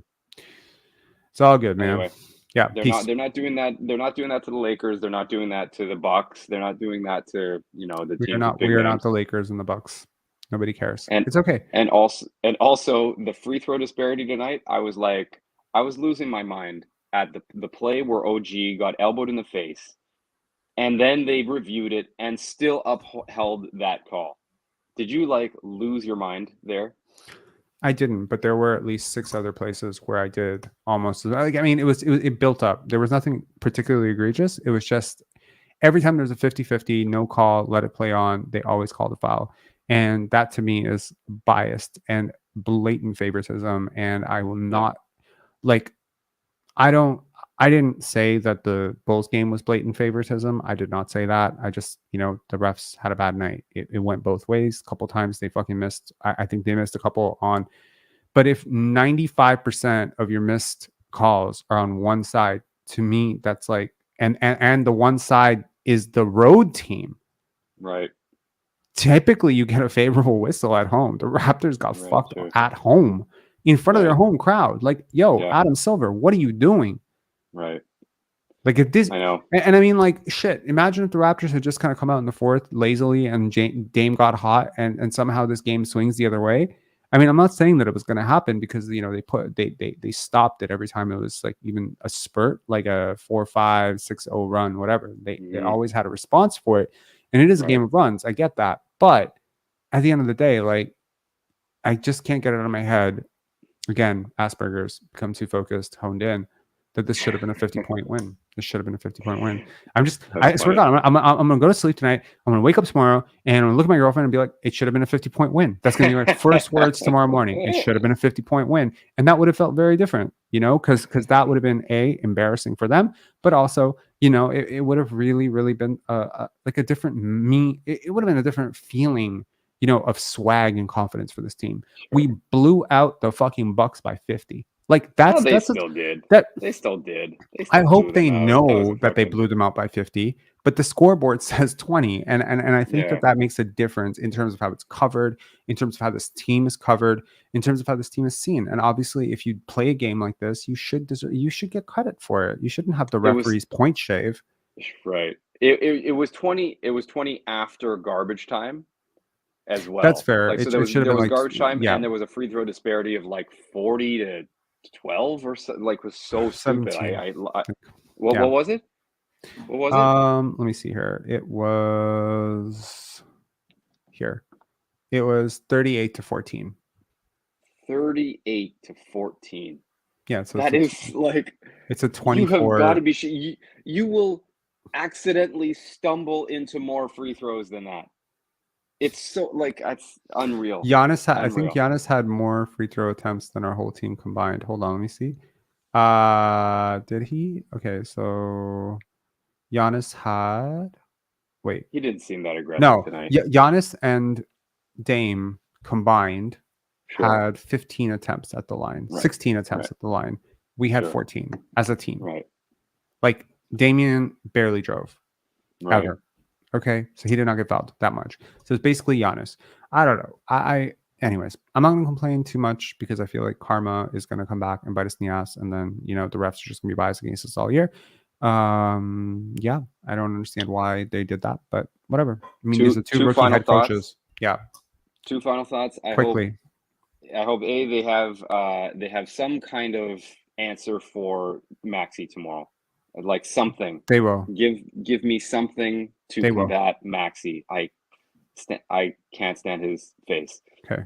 And when you wake up tomorrow, just say good morning, honey, and then say they should have won by 50. No.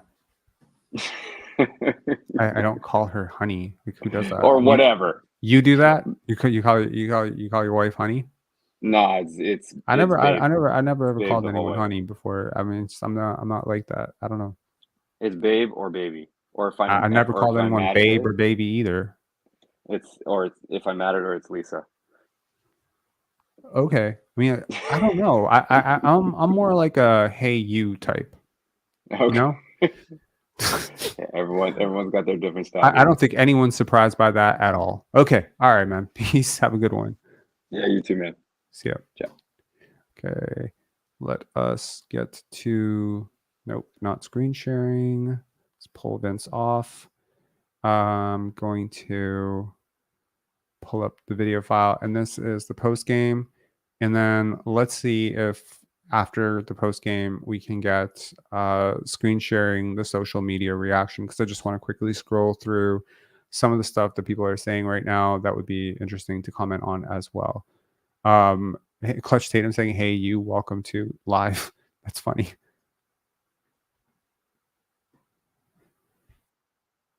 Defensively is a little more consistent with what you guys can accomplish when you're on your game? We had a good game today. You know, we just was able to focus, lock in, make some shots, play really well defensively, rebound the ball, play with some pace, and it worked out really good for us.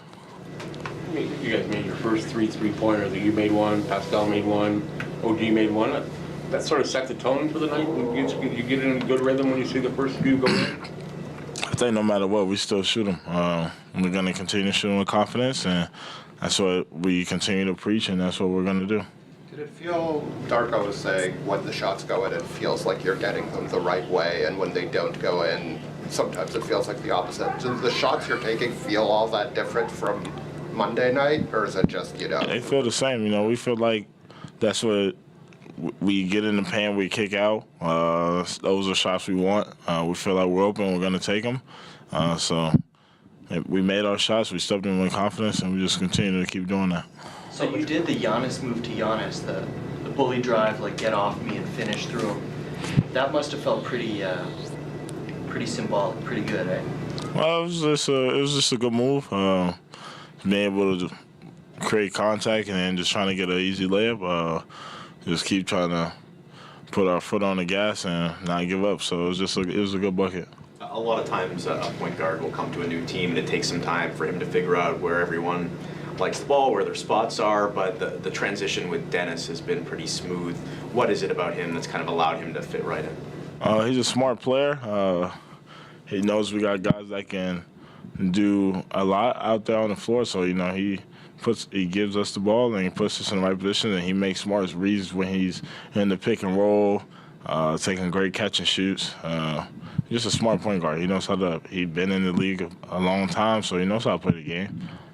Does the type of a win give you guys confidence as far as like getting rid of that 3-game losing skid? Now you go on the road with some momentum. We just got to keep bringing it every single game, keep playing the way we want to play, keep continuing to shoot the ball, keep playing the right way. That's just our main thing. When we do what we need to do, things will play out right for us. You guys are dealing with some injuries in the front court. How different does it feel for you when you're playing with a traditional center like Jakob out there versus when, you know, the bench is out there and it's more like a small ball lineup? Well, today, you know, when I was out there playing the 5, so, you know, I've been out there playing the 5, being used to it, being able to set the screens, catching it at the elbows, just trying to run the offense from there. So I'm used to it. It's a great playing with Yacht back there. Good rim protection, rebounds the ball. Smart basketball player that knows how to make those passes out of, whether he's at the top of the key, the elbows, he's in the post. You know, he knows how to make those smart reads. So it's just about how the game goes. Been doing it for a little while, so, you know, we just continue to grow and build off of it. Scottie, what have you done so well today to slow down Dame and Giannis as a team? Say it again? Yeah, what have you done today so well to slow down Dame and Giannis as a team? I'll just continue to follow the game plan. Just try to make it hard for those guys, not letting them get easy looks, showing a tight crowd versus Giannis, and just being able to not make things easy for him when he's getting downhill, getting to the rim. Just try to make it hard for him. Dame, you know, has a range where he can shoot from far back, so just being able to stay up there, continue the ball pressure, and then just try to give him different looks, whether it's pick and roll or just guarding him in the front. Otto hasn't played in almost a year. What could he provide if he stays healthy? Otto, he provides great shooting for us. He can shoot the ball really well, play great defense for us today, rebounding the ball, boxed out, very physical, knows the game at a high level. So, you know, being able to have him out there, being able to play with him, you know, he knows the game and he knows what we need to do out there on the floor as well. So, you know, he's a leader out there on the floor, and he's a guy that he's very smart as well. He was out there a little bit playing the 5, setting screens, rolling, popping, you know, getting the offense started as well. What do you think of that charge that Grady drew on Giannis? It was a good charge. You know, he stepped in, got some contact. He didn't get the full body, but, you know, he got some contact. So, you know, he saved himself a little bit. So that's good for him. Pascal, you called this a must-win game for you guys yesterday. How do you feel like your team responded? I thought we did well. On defense, just staying disciplined, following the game plan, making it hard for the best players. Obviously, the guys guarding them did a hell of a job, but it was also like a team effort. So, shout out OG, Dennis, everyone. Scottie took some turns in there. Just like as a group, Jakob helping. Just following the game plan. I thought we had better energy overall, which for us I feel like it's going to be crucial. Because of the length and all the things that we have as a team, we just got to come out with a lot of energy. We can't be flat out there. We got to kind of use that to our advantage most nights. It's not a groundbreaking question, but you talk about the energy. I mean, the first few threes fall. How much does that ignite that energy and keep you within it? I think obviously making shots, everyone feeling good. But I think that more importantly, we gotta have that energy all the time. That's who we gotta be. Just focus on that. Make sure that we put emphasis on that. I talked to Scottie before the game. You need to have that energy. I need to bring the energy. We all need to bring it. So we're just not out there just kind of flat as a team. We can't afford to do that with our roster. We gotta use the length. We gotta use all those things and be disruptive and have energy throughout the game. One of those threes near the end for you, as much arc as I've ever seen you put on a three. How good is the? I just want to clarify. I'm not nitpicking, but Scottie has had incredible energy through all 5 games. Just saying. I'll step off now. Just want to say that. Shot, I mean, nobody had a good night on Monday shooting, but how good are you feeling to start the year from 3? No, I think again I put a lot of work in on it. Just a matter of just being out there, taking the shots that's there. Obviously, I'm kind of more used to just being on the ball more. But hey, it is what it is. Just be open, take the shots, and like I said, I put up thousands of shots, in the summer, even as here, just every single day putting them up. So there's no reason to put them up if you're not going to shoot them in games. So yeah, just got to shoot it and live with the results. It's not like the ball hasn't been moving. I think you guys were leading the league in passes coming into the game, but Darko was saying the other day that he wants you guys to touch the paint more and kick out as opposed to just kind of passing for the sake of passing. Does it feel like you guys were passing with more purpose tonight? I think for us to be able to do that, we have to open up lanes for each other. A lot of times out there is just I feel like we don't give ourselves a lot of space out there, and which I think is off-ball movement, a lot of those things is crucial, and we can talk about passing all we want, but if we don't touch the paint, it doesn't matter. So I think the best way to do that is to create lanes for each other. If somebody's driving, cutting, exchanging on the weak side, all those little things matter. I just want to say that if you haven't watched my film breakdown of the last few games about what should be happening in the offense and who isn't cutting, spacing, moving, you should. That was kind of passive aggressive. Personally, I would love to hear some accountability for what's happened the last 4 games. He didn't speak to the media the last 4 games. I really appreciate how he played on offense today. But right now, making it a we issue when it's a you issue is kind of weird to me because it is a you issue. And it's something I took issue with last year as well, that Fred VanVleet would do and Pascal Siakam would do as well, that when they would win, it would be a we thing. And when it would lose, it would be, when it was win, it was me, I did this, I did that. And then when they would lose, it's we need to do this, we need to do that, Scottie needs to do this, whatever. It's fine. People are different.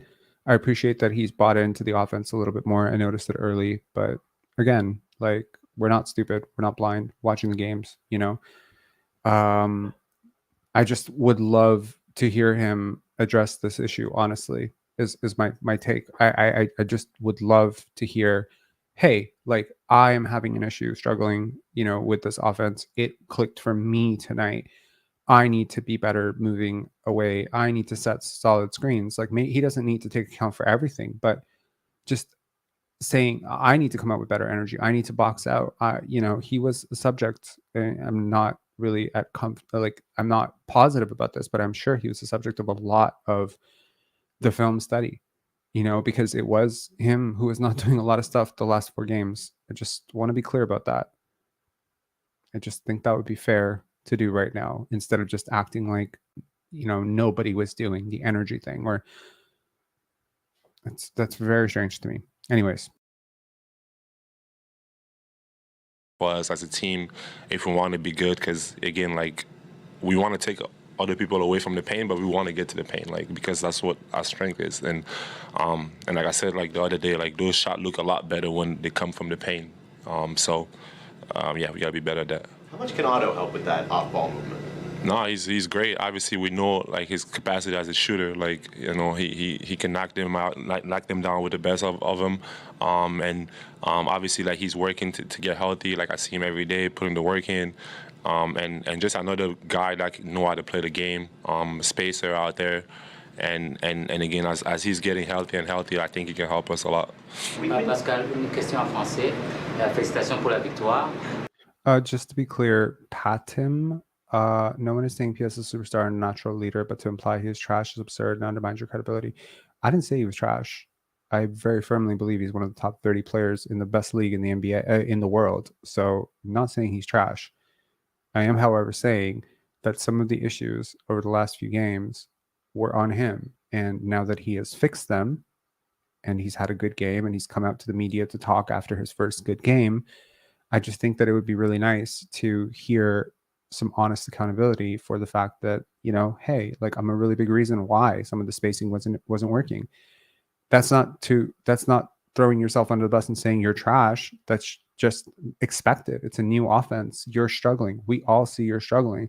Just come out and say, I've been struggling a little bit with this new offense. That's fine. No one is asking you to say you're dodging plays or taking possessions off or point shaving or anything, scandalous. It's just being straight up. And if you don't want to be straight up, then don't talk about it. Don't talk to the media, or just say good team win and move on. These are very extended and very, long-winded answers that are giving a very untrue perspective on exactly what's been happening. And it's an incomplete picture, because while he is right, completely right, that there have been spacing issues and that yes, in order for him to attack, there needs to be space. But clearly the shift today, the biggest shift today, in my opinion, was him and Malachi to some extent, and also Otto playing, because certainly it wasn't just hot shooting. It's not some massive 50 piece from Scottie. Like, he's the difference today. He allowed things to go. He moved off the ball more quickly. I think, generally speaking, his decision making was so much better in the half court offense, and clearly it helps when Jakob Poeltl has 4 blocks and but sorry, I just broke down all 4 games tape, slowed it down. I'm sorry, like I see who's making the mistakes, so I just think that it would be fair to address it. I'm not saying he's trash.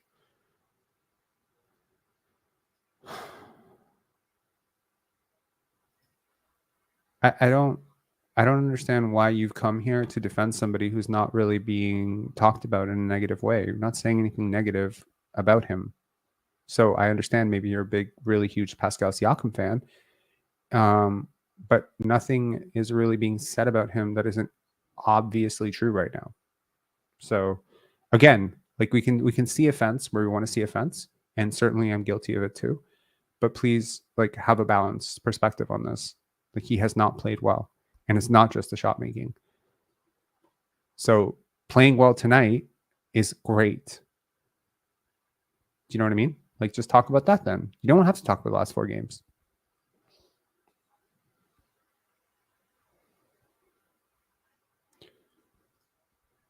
Oh, they have. Don't worry. I've read Twitter. I've read Real GM. I've read Reddit. Don't worry. They have. I'm not talking trash about him.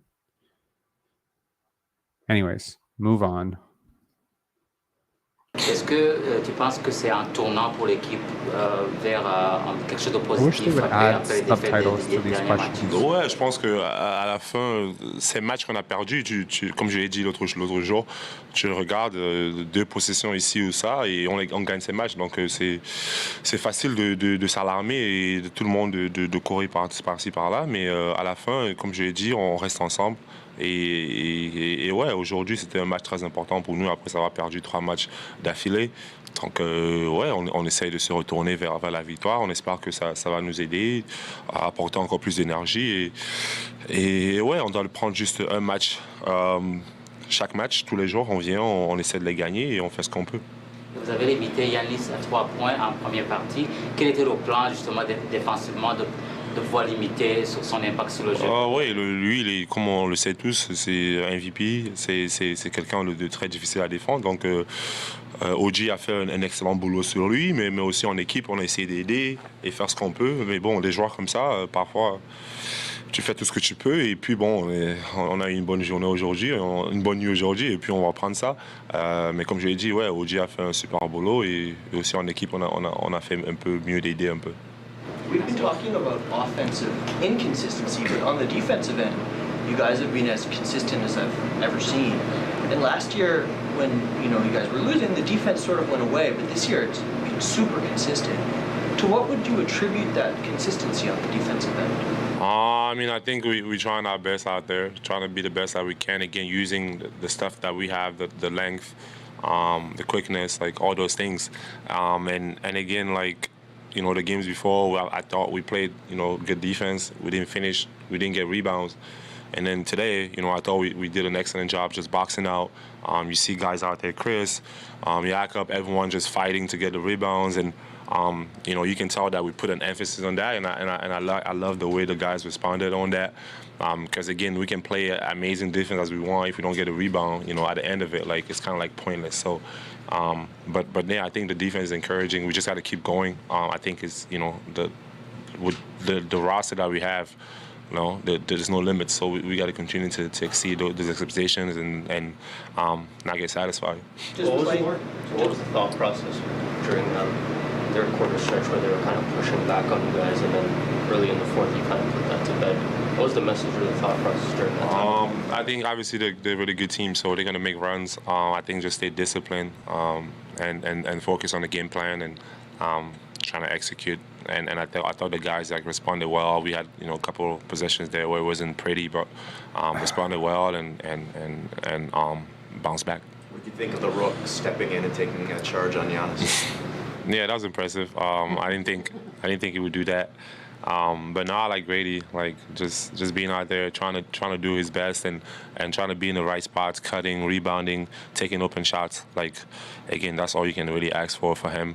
And I love that he's getting the minutes and the experience to go out there and play and yeah, like one charge. I don't think I got a charge, so hey, that's good for him. You walk a lot in your guys' careers. Do you feel like, in this role that he has now in this system, it's really kind of unlocked some of the versatility of his game? I mean, I think, yeah, we all know what Yak can do. Like, I think as a player, like, the defense, the passing, being able to make reads out there. And I thought today he moved well behind the defense. And, again, I was able to find him for a couple of dump offs. I think somebody mentioned that the other day to me. Kind of went back and thought about it a little bit. So it's kind of glad that we got a little bit of connections today. You did that? Oh, that was you? Yeah. Oh, okay. It wasn't me, but it was somebody asked about it. Yeah. I don't know who did. The media finally helped. To us is valuable. Yeah. I mean, I guess no. Yeah, I shouldn't have said that. But no, it was good. Like, I think Yak's gonna be huge for us. Like, and again, like a player as smart as him, I think his IQ is good, and being able to make those passes, being able to help on defense. So yeah. Hey, that was my first time playing in a long time. So. Hey, I'm gonna pull myself off. Give me full screen. Not play for 11 months, 13 months. Yeah, a long time. You just come out and look comfortable and like in the flow and able to make some really key plays. It's not my first time. I missed some time away due to injury. So I know what to expect of myself, get in the lab, work hard, where I'm able to get back and play the game I love, mentally, I have my family, my training staff with me every day, keep my head in a good space. I think the first touch you got, you took the shot. It was all in rhythm. Is that just second nature? Yeah, I've been doing this for a long time, so that's my joy. So once I step on the court, that's all I think about. Is playing ball and helping my teammates out. It seems like Darko wants to play. It would seem to suit you pretty well in terms of being aware of cutting for the benefit of other guys, and just kind of a higher approach. Yeah, I've been playing that type of basketball since college, so it's nothing new to me.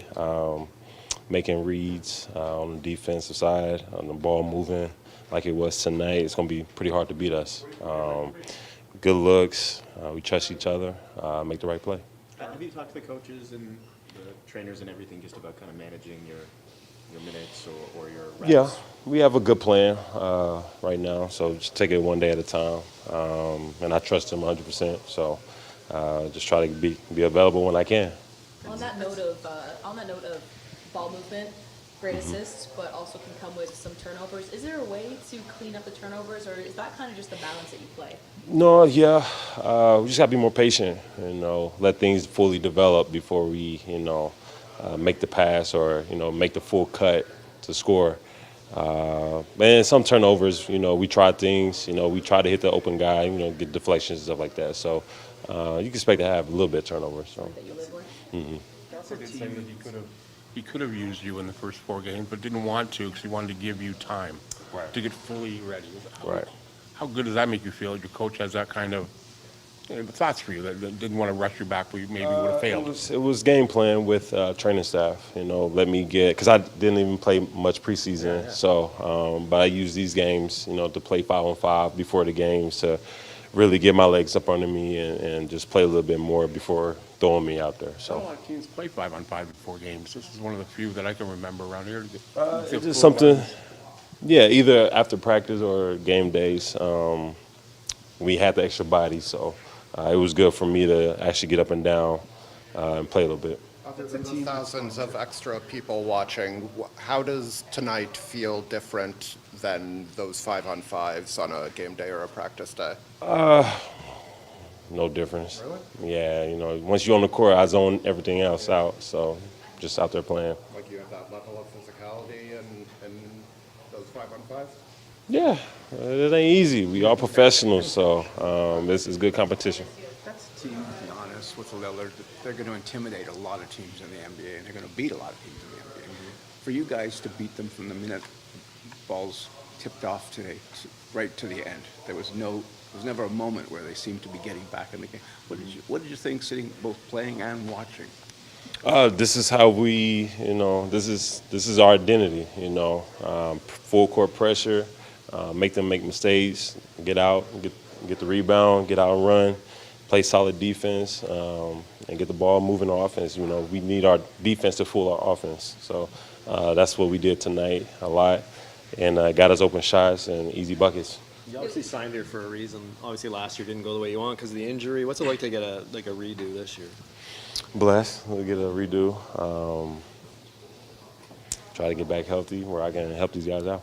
From your standpoint, you've been on some great shooting teams in the past. It looked like tonight's game, the Raptors were on in rhythm and on time, and they're hitting a lot of shots. What's the difference that you've noticed? I think the way we play, get good looks. I think we able to step in and knock them down. We've been getting those looks, but the guys are working hard. To get in the gym, go back to the drawing board, and figure out how we can make shots. As long as we play together, play hard, I think we're going to continue to get those looks, and we're going to continue to knock them down. What did you think of the Rook taking a charge on Giannis? I don't know if that was a charge, but it was good. It was good. It was impressive that he was able to, it just speaks volume to the team, rather willing to put your body on the line. Can I just point something out? I spent a lot of time last year talking about body language readings, and researching on my own to try to understand. It's a personal curiosity of mine. Clean body energy, good energy honest smiles are different. When people smile, this is just a word to the wise to anybody who's ever wondered if someone's fake smiling at you. A real smile starts at your eyes. This may be the weirdest thing you've ever heard on a basketball show, but it's true. And so you see, when people actually support each other, when they like each other, you can really see it because all of this shit is scripted, right? They have a script, they have a PR director, they tell them, hey, say this, don't say this, whatever. These guys who have media passes, they know what they can and can't ask. So this is really a big horse and pony show. So dissecting through it is how you get the truth of the truth, especially from your worst liars. And Otto is a really bad liar. So I think, first of all, just again, to reiterate, such a positive person, always has been, always. He's and it's interesting how quickly, when asked about, being able to play now, not having a chance last year, notice he didn't dwell on last year. He immediately said blessed. And I think that's a testament to who he is. And that's the type of person. And also, y'all watch the player that you brought onto the court and how smart he is and how well he shoots and all that stuff. And that's been him his whole career, right? A little less bursty than he was, in Washington. I get it, but ultimately, still the same dude, right? Slower, yeah, bigger, yeah. It's the shot is still there, the defense is still there, the IQ is still there. It's just a beautiful, beautiful thing to watch his career unfold. And sad how many games he's lost to injury throughout his career. But if you're a hoop head, if you're someone who's really obsessed with the NBA, I cannot imagine, the comment that Jonathan left earlier of if you don't like Otto, you don't like basketball, or I think I'm paraphrasing. It's exactly it, right? So it's not only the player that you've gotten back, it's actually the person that you've gotten back that I'm most excited by, and really, really happy for Otto. And again, I don't know if you're religious or if you believe in prayer or whatever, just, if you care about the Raptors, really, really just hope for good health for Otto. And you know what? Yeah, I'm not going to say it. If you see people trolling him or whatever, just maybe don't get into a spat, but I would really, really be so appreciative if you just tell them to cut it out. Yeah. All right, let's go. A little bit easier when you're making 15 3-pointers, but you seem to get them the right way tonight. Is that a fair assessment? Yeah, it really feels like when you make shots, then it's right way. When you're missing shots, it feels that it's a wrong way. It's such easy to have that bias, and he's taking a shot at the media for what they've done to him the last 48 hours, which I think is hilarious, but also very, very pointed. And he's pointing out the absurdity without calling them absurd to their faces, which I also really, really appreciate about him. It's true. The process has been correct the whole time. If you go back and study the film, you will see why the process is not working. It's not just shooting variance. It's people who are refusing to cut into space, refusing to play with pace, but his process hasn't changed. It's not like he changed his game plan today. This is exactly what he's been asking them to play for the last 4 games.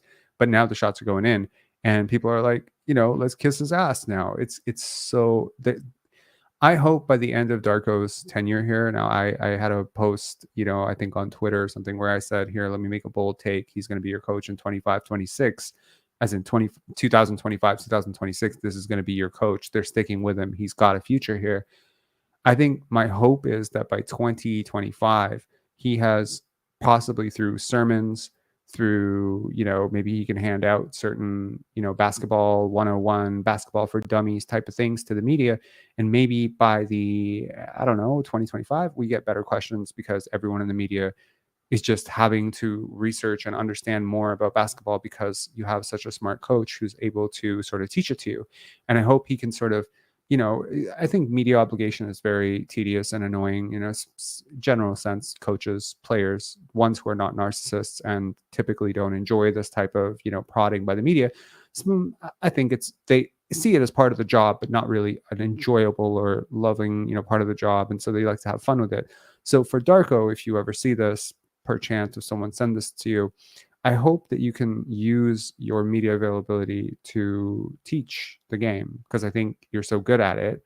So I think it would be just really excellent that he do more of what he's done over the last 48 hours, not just when things are going badly, but rather even when things are going well. Like I think right now he could probably point to, and maybe he will inevitably point to, certain things that they did on offense that were better, instead of doing the whole Nick Nurse shtick of this guy's not playing well, he's not for us and bullshit. You know what I mean? So yeah. Just made based on that, but 35 assists tonight is definitely something that we're looking for and that we want. I thought that the guys really responded tonight. Commitment on defensive end was high level as well, and when we do that and we get stops and we get out in transition, makes everything easier for us. But real difference tonight was actually our defensive rebounding, and keeping them to 7 offensive rebounds and having 20 rebounds more than them, it's something that gives you opportunity in the game. There was seemed to be a lot of attacking the paint, especially in that first half. So the message is getting through. By the way, that was also a passive aggressive dig. I just want to point that out. I'm doing this in live, in real time. He's bringing up the rebounding over and over because the rebounding and the person who shall not be named, who's refused pretty much for 5 straight games to box out his man and is surrendering all of these offensive rebounds and not rotating, he's kind of making a point like, hey, I've coached a hell of a fucking game for 4 straight games and we're not winning these games because someone's not rebounding. And if he was a different person, he would just straight up say, this person's not rebounding, but he's not at liberty by his management to say that. So he's diplomatically made this point to bring up rebounding over and over the last 48 hours. He's brought it up every single time, over and over, like, hey, and he's kind of saying something without saying something here, which is he's saying, hey, when we rebound, we actually have a chance in these games, as in to say, how do we stop? Like he provided he delicately said it. He said, it's like when the ball goes up, we can't just be looking at the rim. And he said, we can't just be looking at the rim, which is a very, very, diplomatic way of speaking about it. But if you break down the tape, I think you would see who's doing that. Yeah. Okay, move on. Absolutely. I mean, you cannot score in this league if you're not scoring in the paint, and you cannot get good shots, good 3-point shots if you're not touching the paint. And also a dig, because there's a player or certain players who are stopping short of the paint and launching or passing without launching into the paint. It's not just one player this time. This time the dig is at several players. Not dig, but critique is at certain players. I don't want to make it snippy or whatever. It's not malintentioned, but that was exactly what we broke down in the tape earlier. Like there was a pass, for instance, last game where Chris Boucher gets an open 3 and he passes it over to Malachi. And it's like when you really, really break that film down, I hope that what was hammered home was you have a defender closing out on you. If you pass to Malachi Flynn right here and they're kind of halfway playing you for that pass, it's actually not that great a look for him. But rather, if you take a step into the paint, force the collapse, then kick it out. See, like, it's funny. Like, I mean, Grady missed some very makeable shots tonight, but also a lot of the shots that he's missed this year were out of rhythm passes, like either they're late, they're early, they're missing him, they're kind of missing his shooting pocket, they're coming just a little bit off his area, he's having to adjust himself too much to, so it's just like making shooters comfortable is what great point guards do. And great players do in general. They provide the cleanest look possible. And I don't think it's a secret that Yuta Watanabe was playing incredible last year in the Brooklyn Nets. Why? Why was he so incredible with the Nets? He couldn't be so incredible for us. Then after KD and Kyrie left, he wasn't incredible anymore. And people were like, oh, he fell off a cliff. Why? Because that's the thing. KD sets you up with clean looks. That's it. But you don't need KD to get clean looks. You just need a really, really good offensive system to get clean looks. Anyways, moving on. Thank you so much, Kuato. Guys are starting to feel more and more comfortable. Tonight was a good game. Tomorrow we have another one, and we move on and keep building. There's no such thing as perfect in professional sports. From start to end, is that about as perfect as you guys Not even can close. Yes! Not even close. In many ways, the way I want our team. Oh, I love you. I love you so much. Okay, thank God. Okay, because you blow out a team by 20. You've been under the media scrutiny, and you're still calling it obvious. Thank you. This is exactly what I said.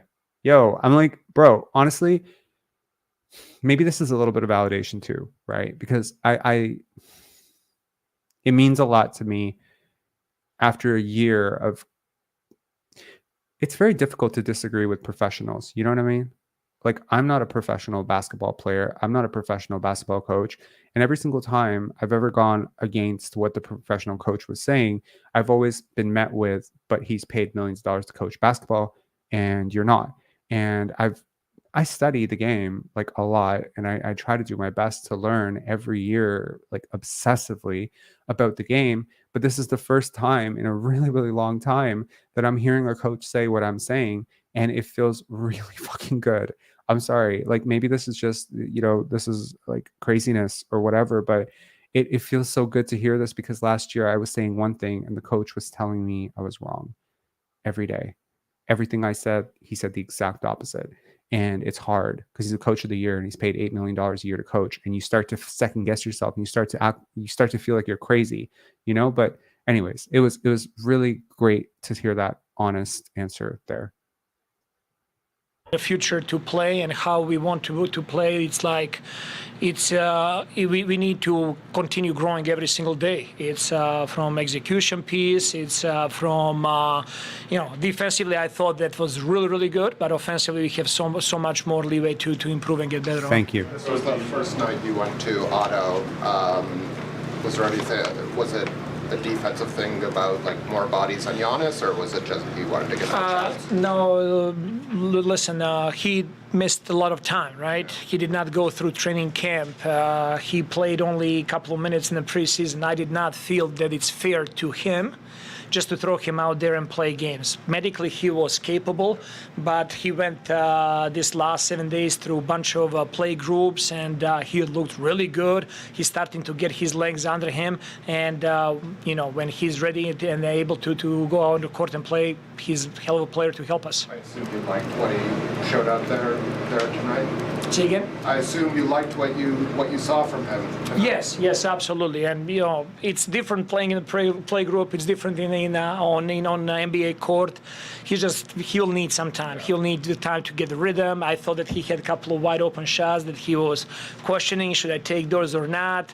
But he's going to be an important piece for us. Do you know if he'll be available on back-to-backs or no? We're going to go from situation to situation. All depends how much minutes he plays or not. Before, it's going to be nightly decisions. Obviously, the perimeter guys deserve a lot of credit for the job on Giannis and Dame, OG, and Dennis in particular. But how big was Yak in terms of the rim protection and kind of providing that backline and defense? Huge. I mean, the problem with the stat sheet is that you cannot really see the effect that in a game OG had tonight.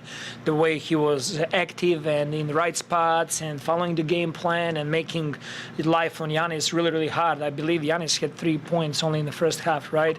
And when you have their best player down to 3 points, that means a lot. So he did a hell of a job, and then part of that was Yak presence in the paint with rebounding, rim protection. He's also catching up and getting rhythm. Last year, this defense was the best at forcing turnovers in the league, but only average at forcing misses. This year, defensively, you're average at forcing turnovers, but the best at forcing misses. Is that a worthwhile trade-off for you guys? It's 5 games in the season. I really don't look very...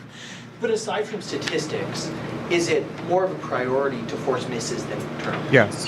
You can, to a certain degree, a missed shot, if you secure a rebound, is almost like a turnover, And I think that we have amazing size. Just playing against this team over the years, it's not easy to get a shot off against this size, And I think if we make teams miss shots and very active, I also think there are strategies and ways that we gotta get better with our defense to provide us even more steals. But I think that it's fair assessment to say that we want to create more missed shots. You talked about wanting pace in the half-court offense. How much of a difference did that make tonight in terms of the effort that you guys had? I thought that we were coming, we were getting in offense earlier. I think we are starting to understand who is where on the floor. Like it's not same thing if you have Scottie Barnes on the left side on the floor or on the right side of the floor. It depends how we're gonna go to him or Pascal or where is Yak on the floor. Guys are still adjusting. Like Dennis is a lot of times on the ball and he needs to figure out who is where and how to take advantage of mismatches, our guys' capabilities and all of that. So with the more pace we have and the more time we're spending together, I think we're going to be better and better. Dennis's defense on being at the point of attack seemed to be, was that pretty significant? It seemed as the game went. Absolutely, like from the jump, he was picking him up full court. He was not getting screened in pick and rolls. I thought that he did outstanding job there as well. And Jakob his presence in pick and roll coverages was good as well. So it was good following the game plan. Those guys did a really good job. Scottie seemed to be everywhere to start the game. How does it help your team when he's aggressive from the start? It helps, like his rebounding, getting deflections, getting steals, running in transition. Can I just please pause this with a quick little commentary on that? How does it help your defense when he's assertive from the start? The from the start is a very critical thing. They've been trying to hammer this home the entire time. Look, man, I think sometimes you just lose. Okay, when you do this for a living, when you comment on basketball, when you comment on players, you just lose. You just have to lose. You just have to take your fucking L and suck it. Bro, stop peddling this bullshit myth that Scottie didn't try hard in 3 quarters. Just because Josh Lewenberg said it doesn't mean the film proved it last year. I'm sick and tired of this fucking thing coming up over and over and over and over. It's really annoying. Jack Armstrong did it. This guy did it. It's been constant. Oh, he's trying harder in the no, man. The ball is finding him earlier in the game. Like, learn a fucking, like, it's just okay. Driving the ball, like he had one amazing drive where he put Giannis in the rim, and I think that kind of mentality he needs to have in and out. Sometimes he sees opportunity to take some maybe mid-range shots or fadeaways. Those guys are going to be always there, but he's still learning himself and how powerful he is on his drives and bringing that ball to the rim. What was your immediate reaction when Grady tried to and then did draw that charge on Giannis? He's got some guts. He's got some guts, and I respect the hell out of him. He's competing for us every single night, and every single minute that he spends on the court is amazing for his development for our team. Okay, I got to show you guys. Hang on one sec. I got to show this to you. Where is it? Oh no, did I go backwards? Hang on, I'm gonna find it. Where is it? X, Twitter. Give me one sec. I just want to quickly flash it. Man. Please tell me I'm logged in. Okay, yeah, I am. Hang on one sec.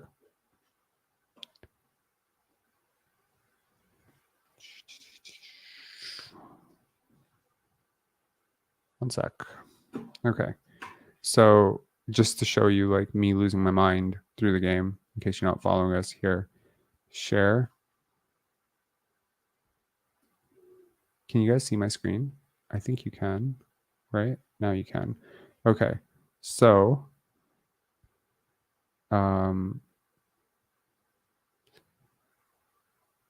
where is it?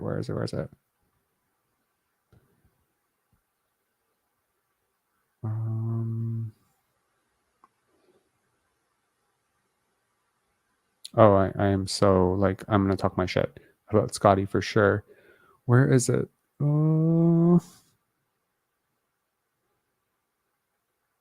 Where is it? I had a thing about Grady. Does anyone remember when Grady took that charge? God damn it. I tweeted a lot. This is crazy. Anyways, to put this into perspective, I said during the live, or sorry, during the game, I said, "Congratulations, Toronto, you young players." Ah, there we go. There we go. Said guts. Okay, so that's really interesting that we. I don't know. Once again, someone saying the same thing. That's pretty cool. Grady Dick taking that charge on Giannis. Guts. Scottie picking up the full court, stripping him. Guts. Congrats, Toronto. Your young players have balls. And absolutely stand by that. They really do. What has the reaction been around Twitter? I don't know. Should I want to know? Erica plays. Nice.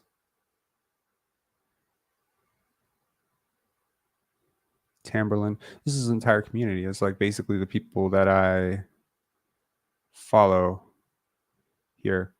Anyways, that's funny. That's funny. That's funny for real.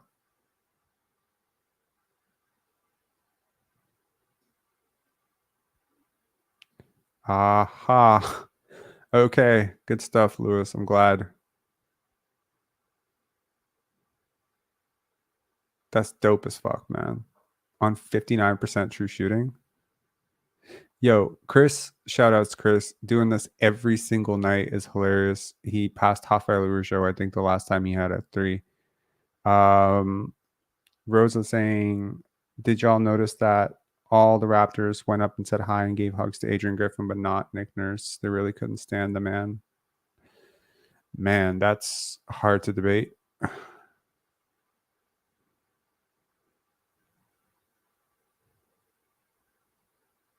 Oh, for real? I didn't know that. If that's true, that's cool.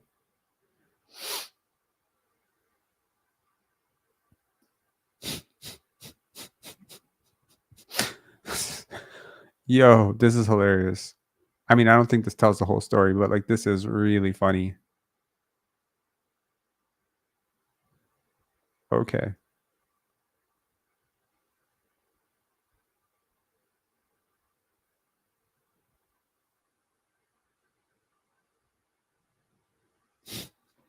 Great.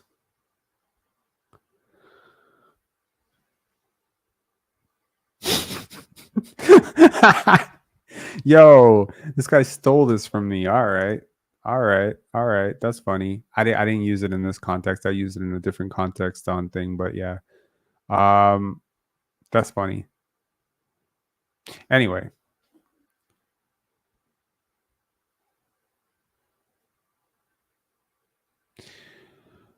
Okay. Yo, Six Hoops. Appreciate, man. Appreciate all this Scottie not Scottie slander, really Scottie defense against all these trash ass fan bases saying he's, one thing or another. Really don't appreciate that.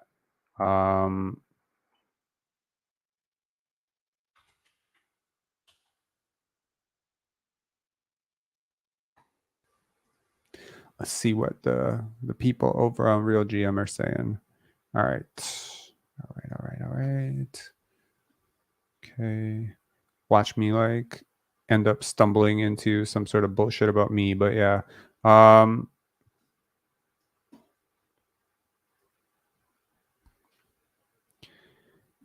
Okay.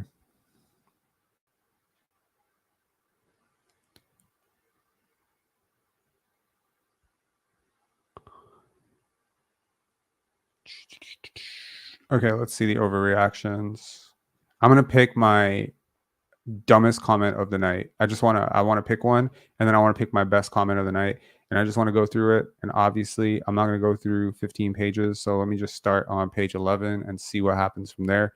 Or maybe I should go to the page 1 and just see the immediate aftermath of the ridiculousness. All right. Yo, that's funny. I don't appreciate this shit, but like I get why people do it. In the midst of, that's funny. 21, 12, 5, 1, and 2 on 50% shooting in 28 minutes. Simply amazing. That's, I guess, for Scottie Barnes. That's funny.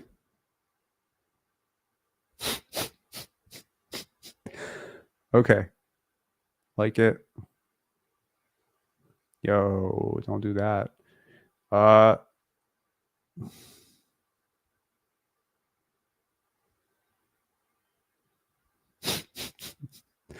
Y'all really like traumatized by Tyrese Maxey in the playoffs. I promise you, it wasn't him. Yeah, it was Harden. Harden is in Clippers now, so don't worry. You can face our Clipper daddies later this season.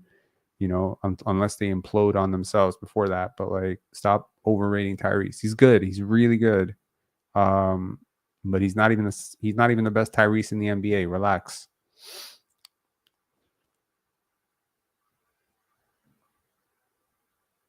Yeah, that's a good one. I agree with that. Honestly, he's been talking a lot of crap about Dennis Schroder, but boy, has shut me the hell up. What's the over under on this person talking shit about him next game when he goes like, I don't know, 3 for 15? Like, it's always like this with Dennis. Always. It's up, down, up, down. I just think like he needs to know when it's his. And it seems like he has a coach who's holding him accountable to it, right? Because a lot of the issues that I had with him, honestly, he cleaned up a lot of those. So it was good. Disloyal guys like Dame will never win. Oh, come on, man. That should be like the worst comment of the night. Disloyal Dame. Come on, man.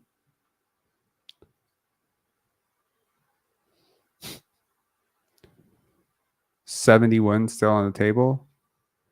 Bro, technically 79 wins still on the table. Yo, this is the model of consistency. Look at this. Look at this shit. Dude, like, there's not like, I mean, I'm not trying to throw shade on Evan Mobley. Obviously, I love Evan Mobley. But like, there's no like 36 points, 4 points. Like, this is consistency. You know what I mean? Like, could you imagine like a fucking store that you go to that you rely on, and they're like, sometimes they're open till 9, and then sometimes they close at 6, and then sometimes they just not open. Like, you need consistency, like real consistency from your featured guys. Like, you can't have fucking 3 for 5 one night and then 14 for 22 the next night. Like, I mean, I understand the defense is going to adjust, but you still have to have the same level of force. Scottie played with force today, and I really appreciated that about him. Dennis, best game of his career? Not even close. No. This was not the best game of his career. He's had better games. He's had huge games, man. This guy almost averaged 20 points per game once. Scottie for MIP, the comments say, yeah, for sure, man. So far, that's funny. Yeah, there's your post. I actually no, I don't like this post because honestly, I think he outplayed him badly tonight. I think it helps that you have him guarding Giannis, but they had Giannis guarding him. Actually, Giannis tagged him a few times, and it really wasn't a lot that he could do to stop him. I think he took him. Like, he took him, he spaced him, he cheated. Like, he outthought Giannis tonight because he's not better than Giannis or even close to better than Giannis. He's not a better rebounder than him. He's not a better scorer, finisher, whatever. But he just kind of outthought him tonight, which I thought was really interesting. And obviously he outshot him and outplayed him. But like,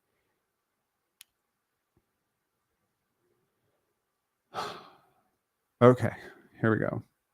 I'm very optimistic on Scottie and his three-point development. Rajakovic said of the ascendant third-year forward who shot 7 for 14 from deep in preseason. I think Pascal needs to take more threes, and I believe he's a better three-point shooter than he's shown. Dennis definitely has room for progress there. Grady is such a young player. He's still learning the game speed and all of that. He needs to become more of a consistent, make 2 out of 5 night player. But all of that will come with a lot of work, a lot of repetition, a lot of patience. My first month working with Mikal Bridges, I didn't say one word about his shot that was completely broken at the time.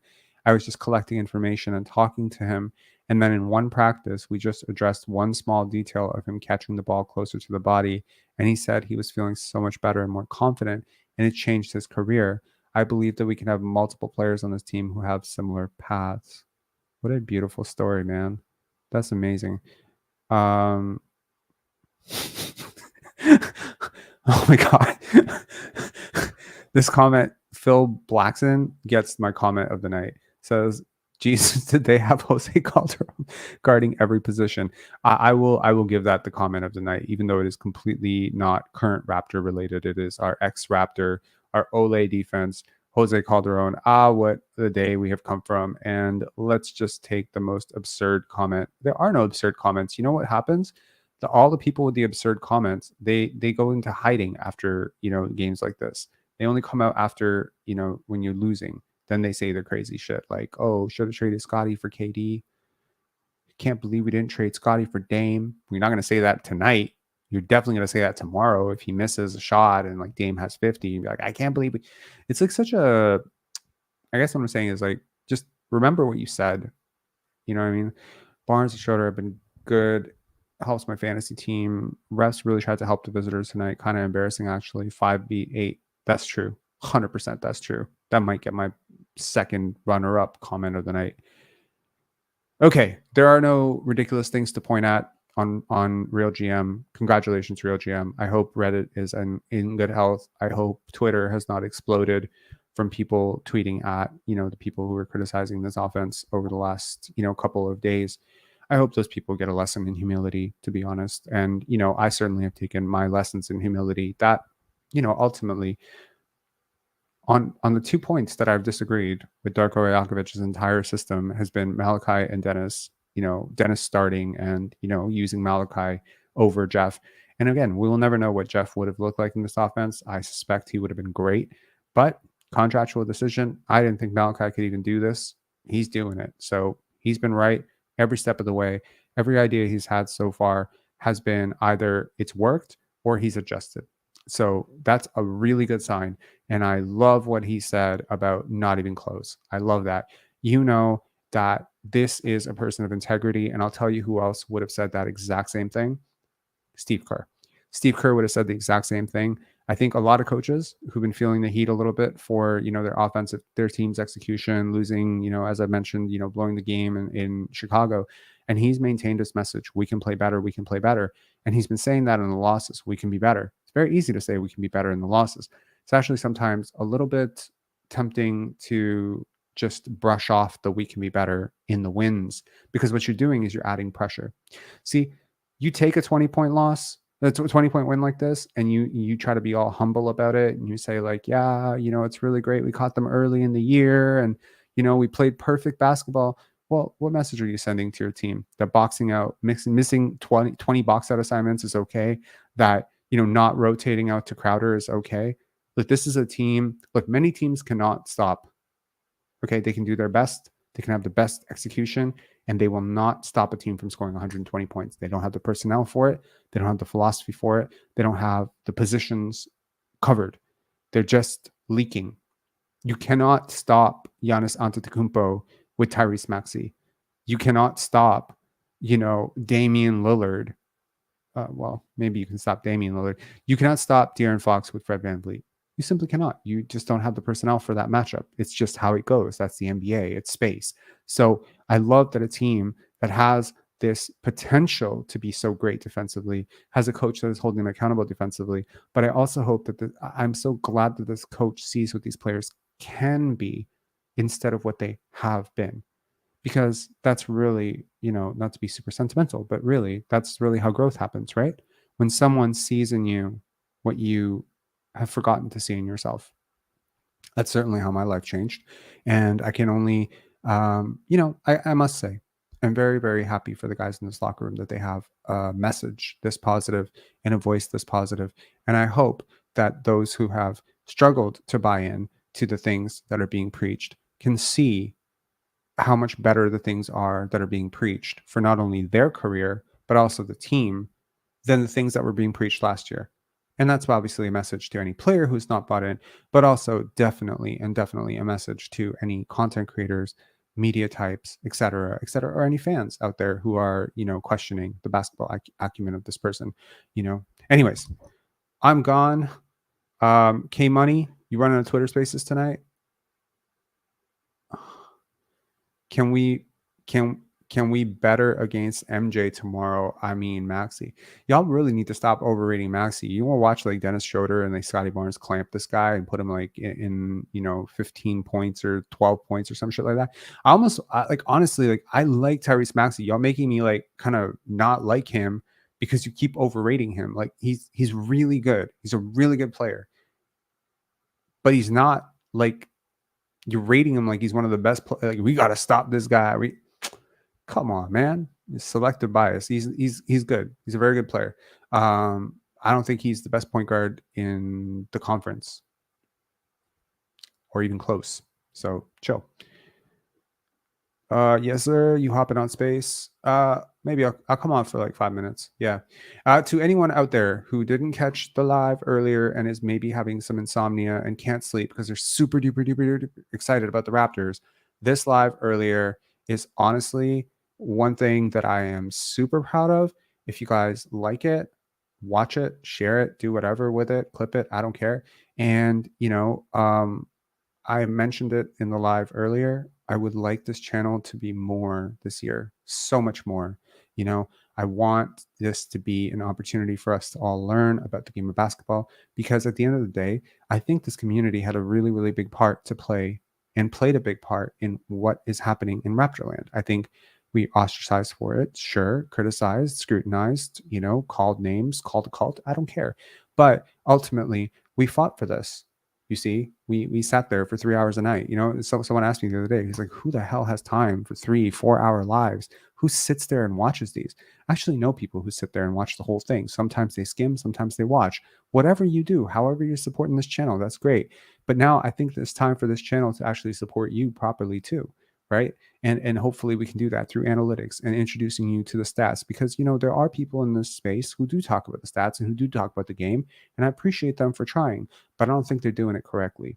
So when you see a market inefficiency, capitalize. That's all business training. So I'm gonna do that. I'm gonna do the film study. I'm gonna get better at it. I'm gonna start doing it. And look, I'm fostering my own growth. Okay. One day I want to be able to coach like my kid. You know what I mean? Like I want to be able to do that for somebody, or maybe a nephew or something. Like my nephew loves basketball. Maybe I can one day help him get better at basketball. What a great thing to be able to do for, a younger generation or something. So anyways, as I learn, I would like to extend that learning beyond. And as I do these film studies, I was just thinking like, I can do this 6 minute, sort of low light film and everyone's ha ha ha, look how stupid this guy is for missing this assignment. Or I can literally take you through the process of, breaking down the film, even sometimes second guessing myself, sometimes being wrong. That's okay. That's perfectly fine. I'm comfortable being wrong. And this dialogue and discussion that happened during that live, I certainly think it was amazing. The thing that we did on Instagram yesterday where we were, sharing like plays and asking people, what would you do? What should the Raptors do here? I think this is all great stuff, man. It is increasing the overall basketball IQ of this fan base, which is so important because when you are out there talking with your friend and someone says, oh, why did they do that? And you be like, oh, that's ice coverage. Like they're icing that pick and roll, and just to know what that means and why someone would do it. It's not, see, and this is my final subliminal shot. It's not enough to just throw out buzzwords. It's not enough to just say it. You actually have to understand it. It's not enough to just say, oh, this is at the nail, just to constantly throw in these peppy little buzzwords. And if you know, right, what I'm talking about. There are terms that posers use. Then there's like a way to think about basketball that is actually deeper than just using buzzwords and saying BPM and VORP. Well, what do you know about value of a replacement? Do you know it's calculated? Do you know it's inefficiencies, efficiencies? Because if you don't, then you're talking shit. It's not shade. It's great that you're trying, but try deeper, try harder. That's what she said. Okay, peace. All right. Shit. So hit subscribe, and I hope you keep doing film studies. Yeah, man, let's do it. Like, let's do it together. Let's learn together. Let's break down this film together. I think it'll be great. And maybe we can bring on, someone who understands basketball even more than me. Maybe a coach, maybe, someone who designs these plays or breaks down these plays, or a Division I player, and they can tell me what they're seeing, and then we can debate it. And that would be great too. And I think, we can be so much more than just the community that, trashes this one player or calls out this one player. I think we learned a lot about the business side of basketball last year. I think more so than any other community on YouTube, we probably dissected and learned about the politics and the business of body language and vibes and team chemistry. We got that. We hurdled that. We cleared that. We got a good team now. And I think it's gonna be a good team. And, they've got good vibes. So let's talk about what they're actually doing on the basketball court, because I think that Darko Rajakovic is about to usher in a brand of beautiful basketball. And I've always sort of envied that, because Toronto's never had a brand of beautiful basketball other than the one year that they had the championship and maybe most of the year after. Most of the offense has been dog shit. Being honest, DeMar Isos, not my brand of basketball. Okay, no. Andrea Bargnani, Chris Bosh, not my brand of basketball. Vince Carter, necessarily, not really my brand of basketball either. I love Vince, but I don't love that brand of basketball. And so, like, I always envied teams like the Spurs or the Kings that these people got to watch this beautiful, flowing, beautiful brand of basketball. And it doesn't really work without a star, because the Atlanta Hawks under Budenholzer played a beautiful brand of basketball. It doesn't work. They didn't have a star. Al Horford not carrying you anywhere. So having a star and having a beautiful system. Oh, what a gift Masai Ujiri has given this fan base. Enjoy, guys.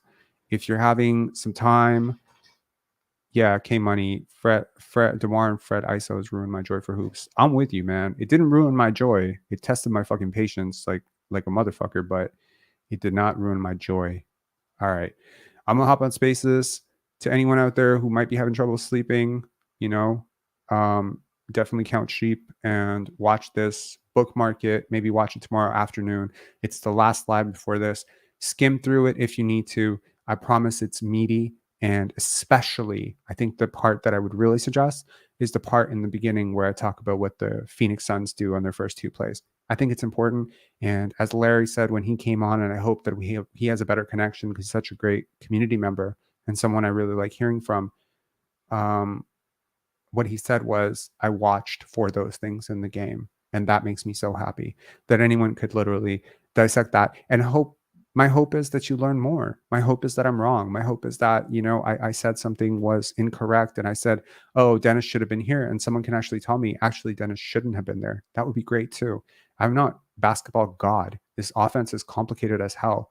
Okay. And I'm not even pretending I know every single thing about it. I think I know a little bit. I think I know enough to comment on it. And hopefully I'll know more by year's end. All right. Take care, guys. Have a good one. Peace.